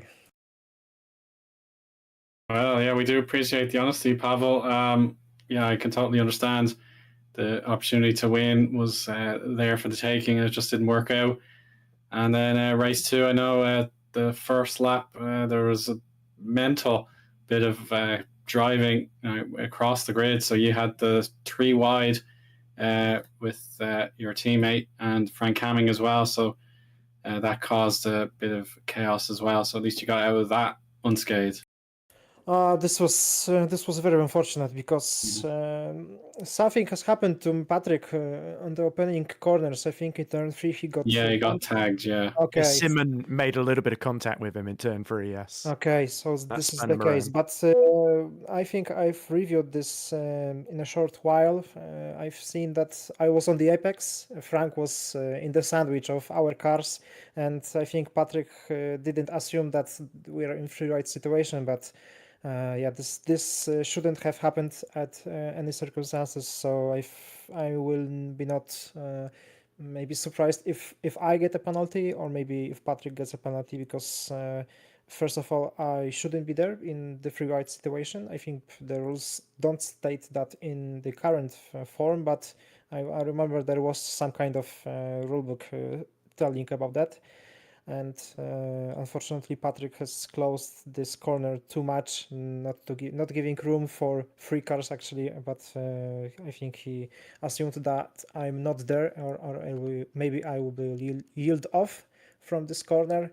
And then it just happened. I got overtaken by Mike. He then was the fortunate to win this race. So congratulations to him. I think he's also the guy that will be champion if some stars will align for him after this round. So we got news for you on that, Pavel. Okay. He is, I believe, 95 or 96 points ahead of Viktor Ivanov, his closest championship rival, and there are 94 points left. So mathematically, he's already sealed it. Yeah, just now. that's great because he deserved it. He deserved it before the whole season. He was really good. His abilities to preserve tires, especially on second stint, because we are talking about hard tires. He's he's the guy that should be looked at, and he's the benchmark. You're right. Yeah, definitely, because maybe maybe I can match him on first stint, but always when I have raced him, he was the faster guy on the hard tire. So definitely he had his year of the life. Maybe he has the best shape. I think he's seen him in a long time, and congratulations to him to seal it with a win during the race too. I suppose the only thing left to ask you about, Pavel, is second half of race 2, of course. After that chaotic first lap, you passed James Knox and you passed Robin Mulling. So 2 great passes, and then Simon is eventually able to follow you through and just gets you at the end, unfortunately, after a very, very close battle. But did you enjoy more being the hunted rather than the hunter, being stuck behind and getting to get your defensive skills out? Or was it just more stressful for you? Well, given that I didn't manage to overtake Szymon for 2 times now, and he did it on first occasion. Also, I think I got overtaken by him in Austria during Red Bull race 2. So it shows something, but I will try definitely. Shows he's really, really good. It doesn't mean you're bad. This might be the case. This might be the case that he is really good driver. But yeah, I think that one day I will be better than him. Today it was really good chance. Unfortunately, my qualifying pace is not as good as his 1 lap pace because he won, and I think that if I had started from pole position, or maybe if I had overtaken him during the stop phase or during the start phase, something like that, I think I will drive off into the distance today in race 1 definitely. So yeah, this is something that I knew that I am struggling the qualifying pace, and that is something I need to work on during the winter, and to try to be better driver in upcoming races and seasons. Well done on your best ever FS1 result so far. I'm sure if you come back next season, or maybe even in Coda, you never know, it won't be too long before we're interviewing you after winning your first ever FS1 race. So if you keep doing the hard work that you're doing, I'm sure you will get there, Pavel. So thanks for putting on a fantastic show for us. And don't feel too angry, because I think you can look back on this in years to come and feel very proud of that second place and your driving today. So more to come, I'm sure, and we look forward to seeing you in Kota and hope you end the season strong. I am not thanking for good wishes, because it gives bad luck. It is said like that, so I'm just politely go out of the commentating booth. Okay. Have a good night. Yeah, so long, Pavel. Bye-bye. Yeah, good night, guys. Thank you very much. Yeah, we've had all sorts of emotions in our broadcast interview stage, Ed. So a memorable evening's racing here to begin the rundown to the season finale on Halloween night. So yeah, how do you feel? Were you pretty happy with what you saw? Driving standards at the start of race 2, maybe a little messy, but it's difficult at this stage to really apportion blame to any one driver more than the others. I think a lot of drivers did very, very well today. We praised Oliver Tass coming through from the very back of the grid to finish 13th in race 1, then 6th in race 2. Magnus Ockenhaug and Thomas Smith were waiting. At the end, they were 14th and 15th after doing a slightly different strategy to everyone else in race 2. So well done to those two getting points on their debut. And of course, Josh Flynn getting that point in dramatic circumstances with Mitchell and I think it was Zabinski crashing into each other at the end in race 1. And is there someone else I'm forgetting? Daniel Scott, of course. Yeah, Daniel Scott was very, very good today, getting that 14th position in race 1 and nearly getting into the points. I think he had just lost a couple of places near the end at race 2 there. And of course, but the final word has got to go to our new champion, Mike Quint, who put everything on the line. I thought he would go for it. I wasn't quite sure if it would work out, but I should never have doubted him. Mike Quint pulled it out of the bag and is a very, very deserving FS1 champion. Our first champion of the year in GBV, but definitely not our last, because we still got next week to come, Super Lights and Super League, with those title challenges getting ever closer. I think Lahu and Grankvist in Super Lights and Super League getting very close to similar Mike Quint territory, respectively. So we'll have to see how the math shakes out on that. But luckily, I'm not going to be commentating on those, fingers crossed, at the moment. So I won't have to do all the calculations just yet, although I might end up doing it anyway just to help them out. But yeah, I really enjoyed that, Eoin. And wow. I think that's the most drama we've seen in Singapore for quite some time, especially in a dry race in Singapore. Yeah, so that supposed rain never materialized. I think that's for the best, because we got everything we could have asked for in our racing. It's not action greedy, today. you're right. Yeah. Well, yeah, it would have been quite a shock if it ended up raining and we didn't get to see that beautiful pass that won the championship for Mike Quint. So, yeah, I'll take a dry night all the time in this instance. So, yeah, we're definitely running out of time now, so we'll begin to call things for you now. So, Remco to Zeeuw in the broadcast direction once again. Thank you so much to him. Ed, brilliant stuff as usual. So, thank you for that. Cheers.